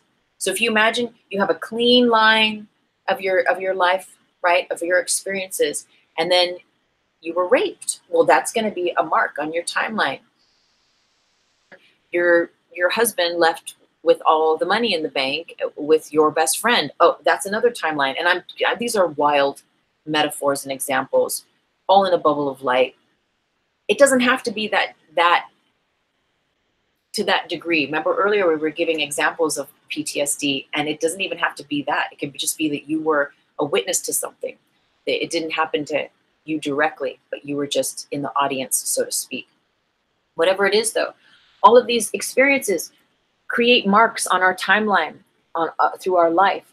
And when we do this exercise of going to the point of creation where I'm going to say it and you're going to be invited to repeat it or just hear it. Sometimes just hearing it, being in the presence of it, does its own work.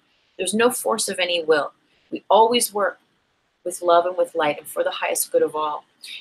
If there are karmas and lessons that you are still to remain to walk with regard to your PTSD, then that which will remain for your highest good only. And to the degree that you're ready to release and to heal and to forgive and to forget and to place love there, is to the degree that that energy will run too. We never force anything, and we don't try to create miracles here. We create the correct conditions that the miracles that already are.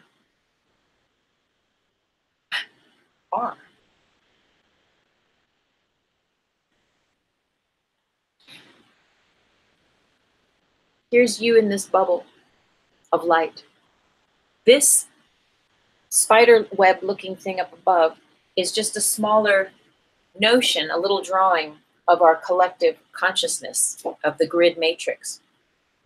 If you look here, there are strings that connect you in that bubble up to the grid, and that's what we were talking about. Those are all those beliefs, those patterns, those reruns of thoughts, of memories, of images, of just all that stuff that keeps us bound in the PTSD grid, right, in that whole realm.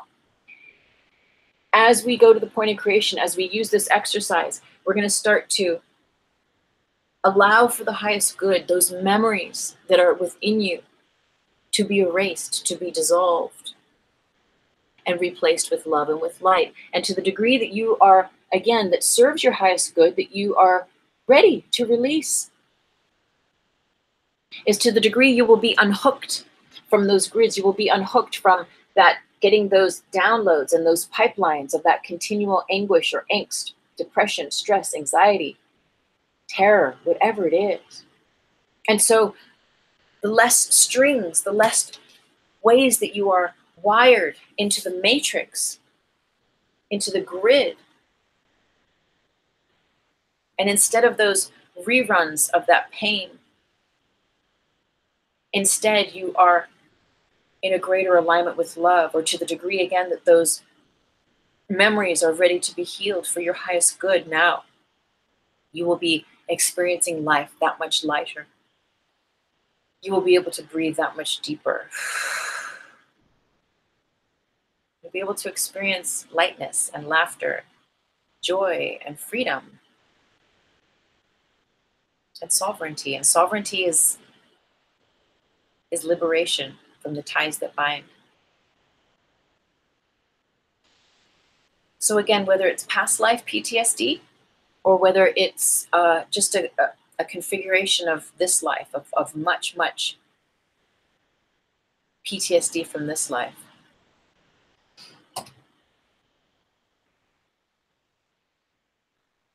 I'm going to invite you. We're going to work on all of it. So maybe there's a sip of water you want to take. Maybe you want to lay down if you can, or get comfortable.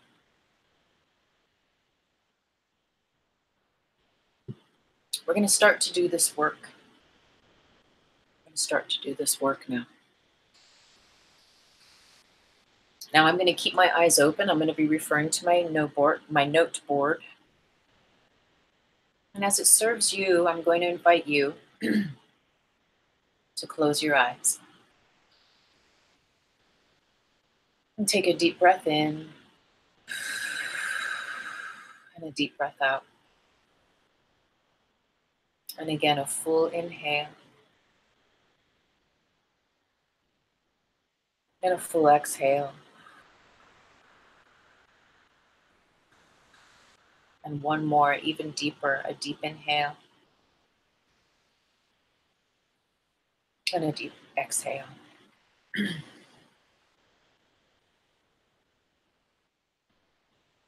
Now I'm going to ask you to acknowledge your light body, to acknowledge that which is your birthright, the halo that resides above your head and expands as a beautiful orb of light all around you. Your white light, your cloak of white light. I'm going to invite you to imagine that now.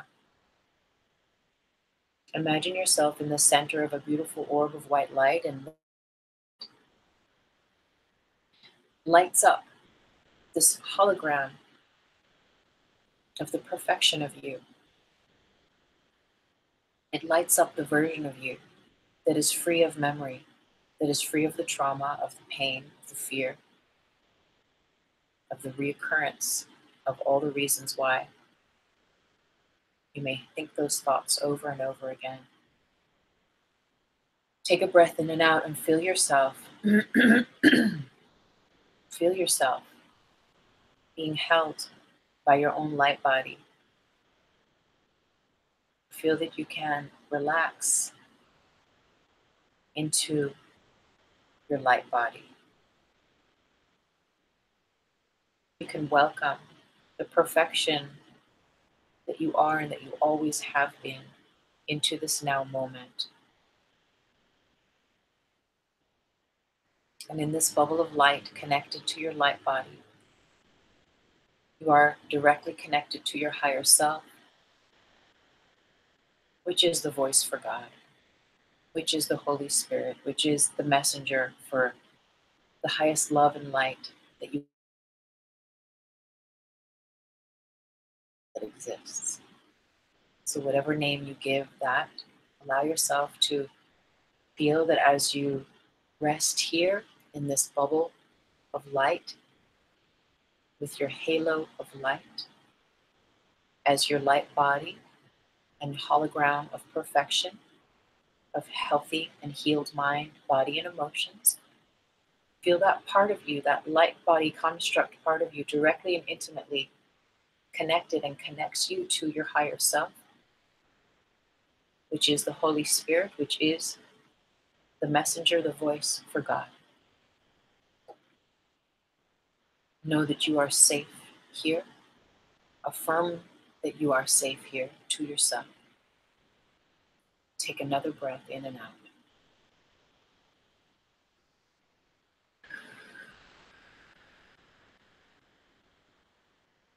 And we're going to go back in time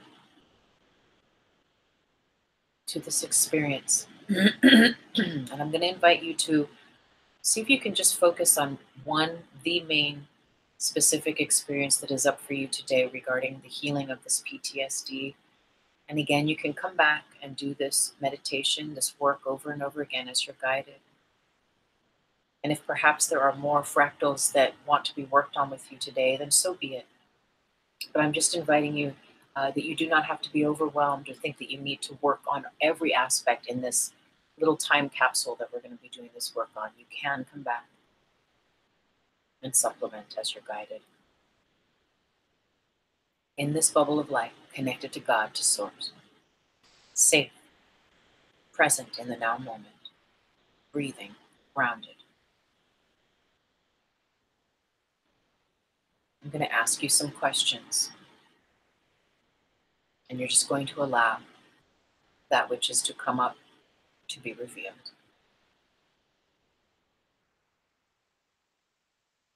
To this aspect of PTSD, with this memory that we're healing today,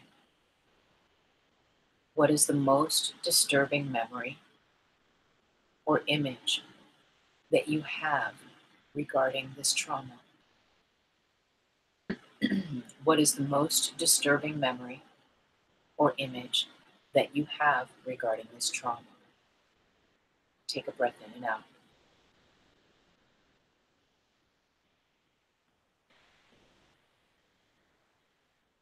Just let it bubble up, whatever it is. And from this disturbing memory or image that you have regarding this trauma, what negative belief about yourself goes with this picture? What negative belief that you have about yourself goes with this picture? It could be that you are a victim, that you are to blame, that you deserve to be hurt. It could be many things. What negative belief about yourself goes with this picture that embodies the memory or a specific image that you have regarding the trauma that you are working on healing right now?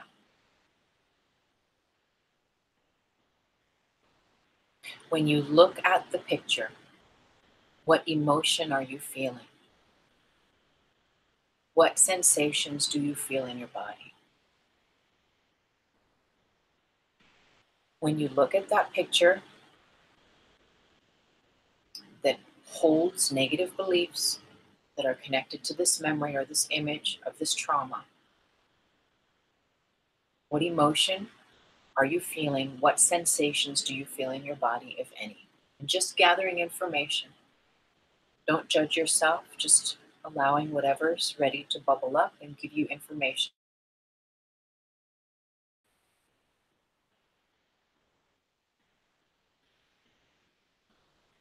Now, holding lightly this memory, this image, this picture, these emotions, the sensations in the body, just allowing that information to be present with you, and allow yourself to imagine seeing it outside of you, not in your body. And now we're going to start to do our point in creation work. There's going to be a twofold path with this work. I'm simply going to recite a handful of sentences. I will repeat them twice. As you're guided, you can repeat out loud or just silently in your mind repeat, or just let the words wash over you as well. And then after we've done a sentence of going to the point in creation, I'm going to invite you, and we will place love there, place love here, where there was that memory that gave rise and that continues to give rise to the repetition of the past, of that memory, of that pain. We're going to ask the universe to do this work for us. And as we demonstrated in that little picture, there's a timeline of your life. And over your life, there have been certain experiences that have caused pain, trauma, and maybe specifically today, one very specific thing that has happened is the root of your PTSD in this life, and perhaps as it spans through all lives that you've ever lived. We're going to ask the universe to go to the point of creation of these memories for us. And again, to the degree that it serves your highest good and the highest good of all, will these memories be healed, be cleansed, purified, loved, erased, and dissolved to the degree that they serve us and the highest good for the highest good of all, that we may experience a freedom, a liberation from that. So let's again take another breath in and out.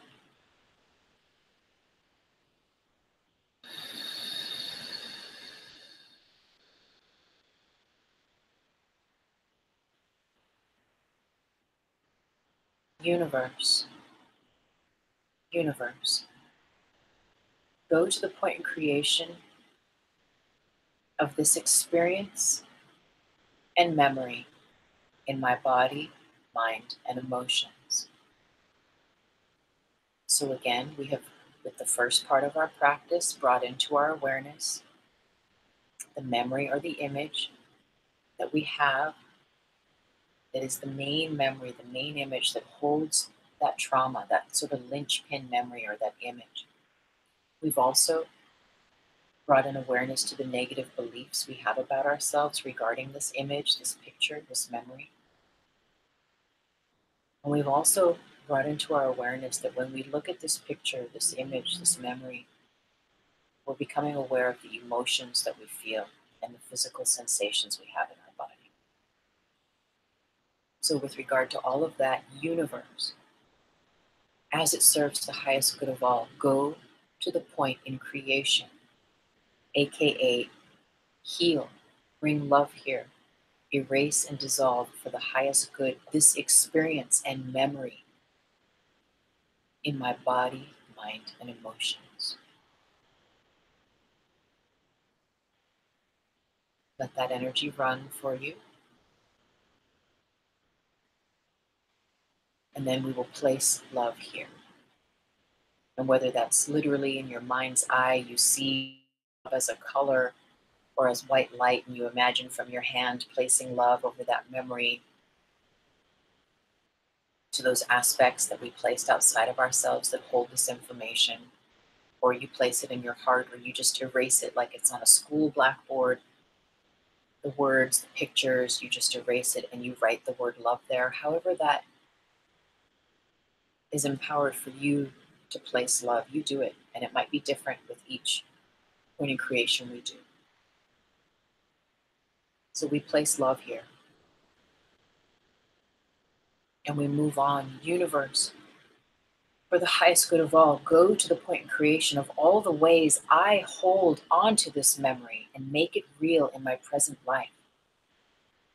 Universe, go to the point in creation of all the ways I hold on to this memory and make it real in my present. Breathing in and out, just let the universe do the work. Let the love clear and heal those lines of memory of all the ways you hold on to it and all the ways you make it real in your present life. Without judging yourself or others, just let the universe do the work. And then place love here.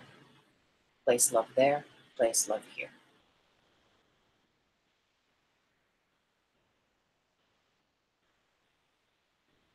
And next, universe, go to the point in creation of this memory being my reality. Universe, go to the point in creation of this memory being my reality.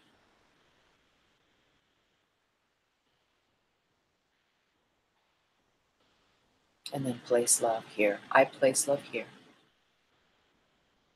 I place love there, in that memory. And love does the work for me. I don't have to figure out how to do it. I just simply allow and receive the healing. Universe, go to the point in creation of all stress, fear, anxiety, terror, depression, and angst this memory connects me to. Universe, go to the point in creation of all stress, fear, anxiety, terror, depression, and angst this memory connects me to. I am free. I am now free.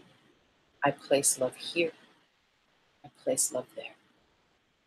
I place love everywhere.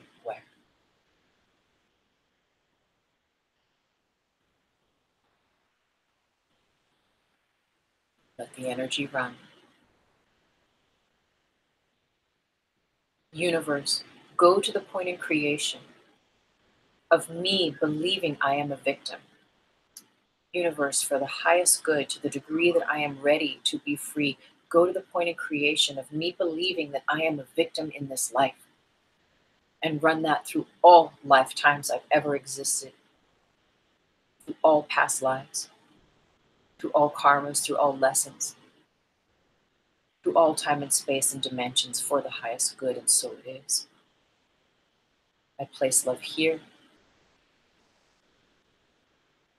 and so it is. Universe, go to the point of creation of me believing I am a victim of my past circumstances. Universe, go to the point in creation of me believing I am a victim of my past circumstances. I place love here. I place love there. I place love everywhere. Universe, go to the point in creation of the experience and memory of trauma and terror in my body, mind, emotions, cellular memory, nervous system, synaptic pathways, DNA and RNA through all time, space, dimensions, and past lives for the highest good.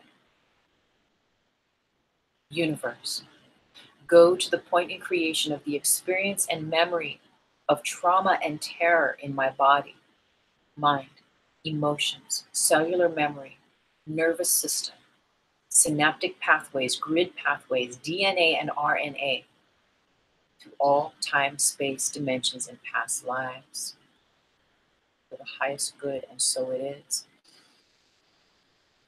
I place love here. I place love there. I place love everywhere. Now see those aspects of this story of your past as you had placed them on the outside of you. And we're going to go back in. Gently focus here in the picture, in that memory or that image that you have regarding this trauma. Just gently hold it lightly. Focus here in the picture. Gently, lightly focus here in that emotion that it brings up, in those negative beliefs about yourself that go with the picture. Just hold it lightly, just gently. Focus here. Placing your awareness yourself in the ring, in the center of that memory, in that timeline, and allow yourself to go through it. Feel it, see it, sense it, to the degree that you are comfortable and ready and willing, and that serves your highest good. There is no force of a will. You are surrounded by white light. You are directly connected to God, to Source, to all the love in the universe. You are safe. To the degree that you are ready, allow yourself to go through that experience. Let yourself feel it. Let yourself see it. Go through it to its completion, all the way.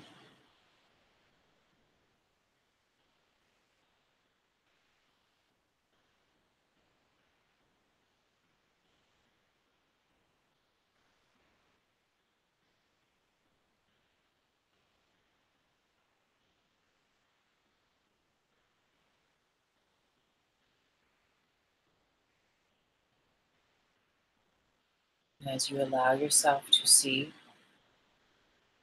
this timeline, to be in that timeline again, to feel, to viscerally experience those feelings, those emotions, that image, those images, that trauma, I'm going to invite you to complete that story with a new ending.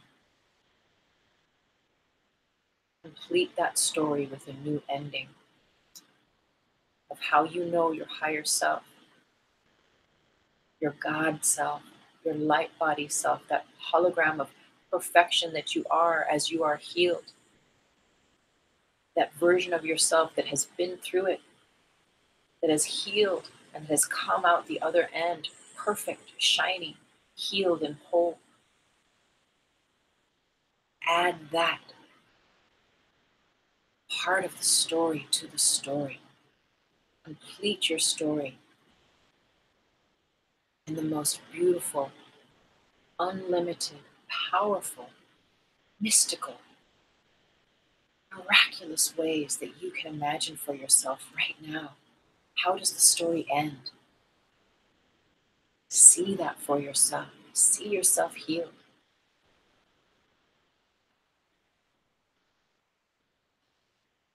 People, the places, the circumstances.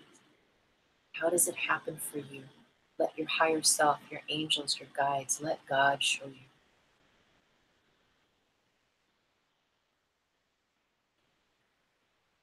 Breathe in and breathe out.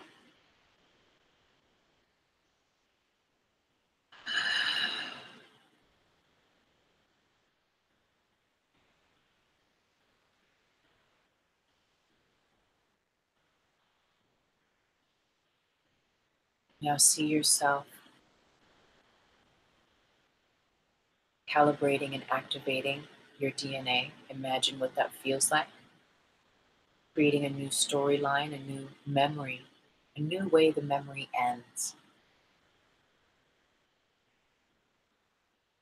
Part of you that is ready to be healed. All of those parts of you are now healed.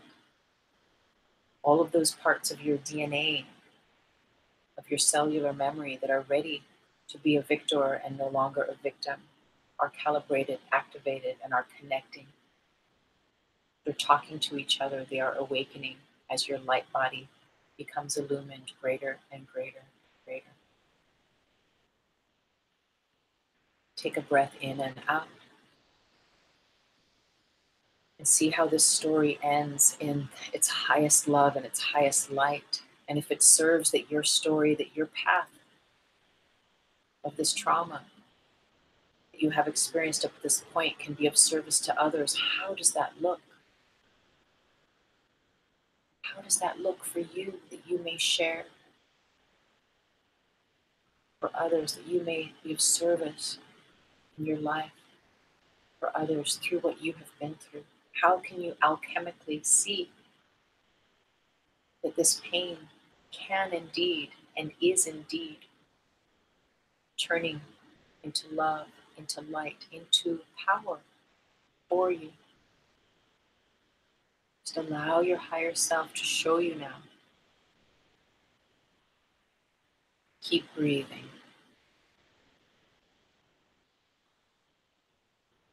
Hold it all lightly.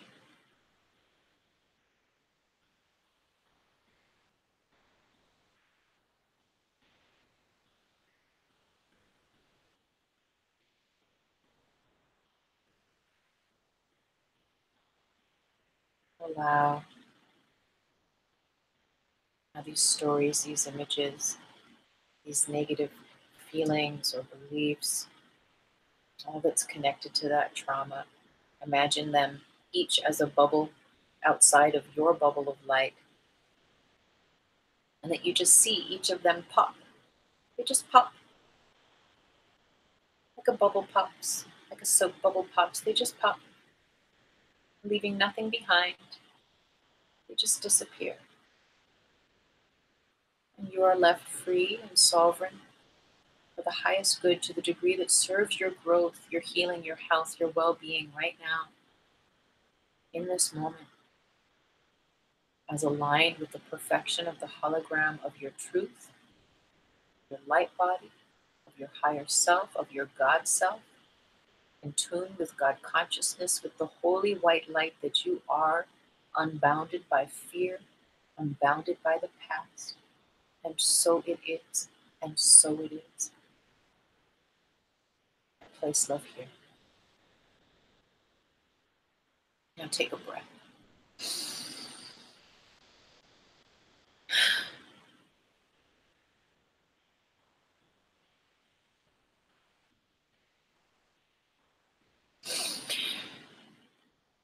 And when you're ready, guys,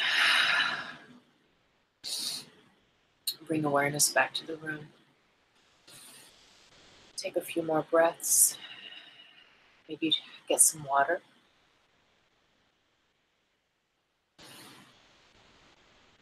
That was really powerful. That is really powerful, the work we share here. I'm so grateful for your presence, for your openness, your receptivity to share and to hold space with me and with this community. It's a very powerful practice, and again, one that you can come back to and revisit.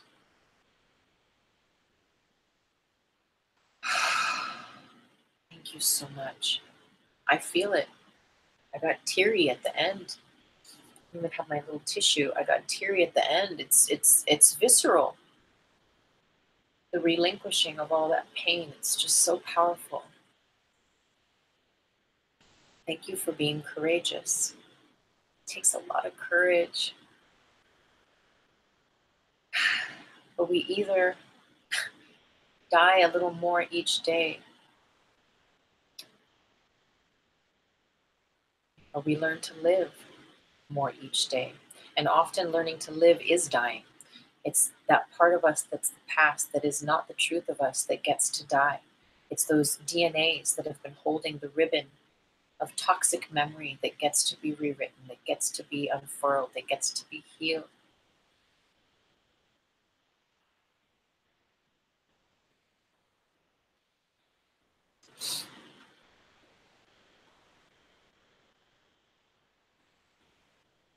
Oh, blessings, Will. Such an honor. So I do have to wrap up. I'm so grateful. I love this community. I really, really do. The work we do here is so profound and so powerful. Thank you for allowing me to be here. Thank you for participating, for being a part of this community. Again, all of my links are down below in the description box. I do this work with individuals on the phone, sometimes from my home, but I definitely do it as distance work, all sorts of metaphysical healing work. I'm located in the Coachella Valley, and I often facilitate Reiki workshops, meditation, and things. If you're interested in receiving my monthly love letter, I send out a love letter from my website every month. It's like a blog with information about my books and other teachings. Go to tuesdaymaythomas.com. Again, I might have put all this in the description box already. I just can't remember. But go to my website and you'll see where you can sign up and subscribe. You receive a free copy of my book, The Higher Self, when you subscribe to my love letter. I have free books on Kindle and iBooks, little mini books that really help us understand our spiritual growth. And I have two larger books that are for sale at Amazon. If you have any questions or you want to talk to me about a consultation, if you're a subscriber to this channel, I'm so grateful for your subscription, for your support, and that I do read tarot. And again, if you're interested in just inquiring about those spiritual distance services, the counseling, the therapies that I offer, drop me a line. I wish you so much love, so much light, and your ability to see through the veils of the illusion, that you may rest, Feel so much love and so much namaste, everyone. Bless you. From my heart to yours, thank you. Thank you for this amazing, amazing experience today. Namaste with so much love.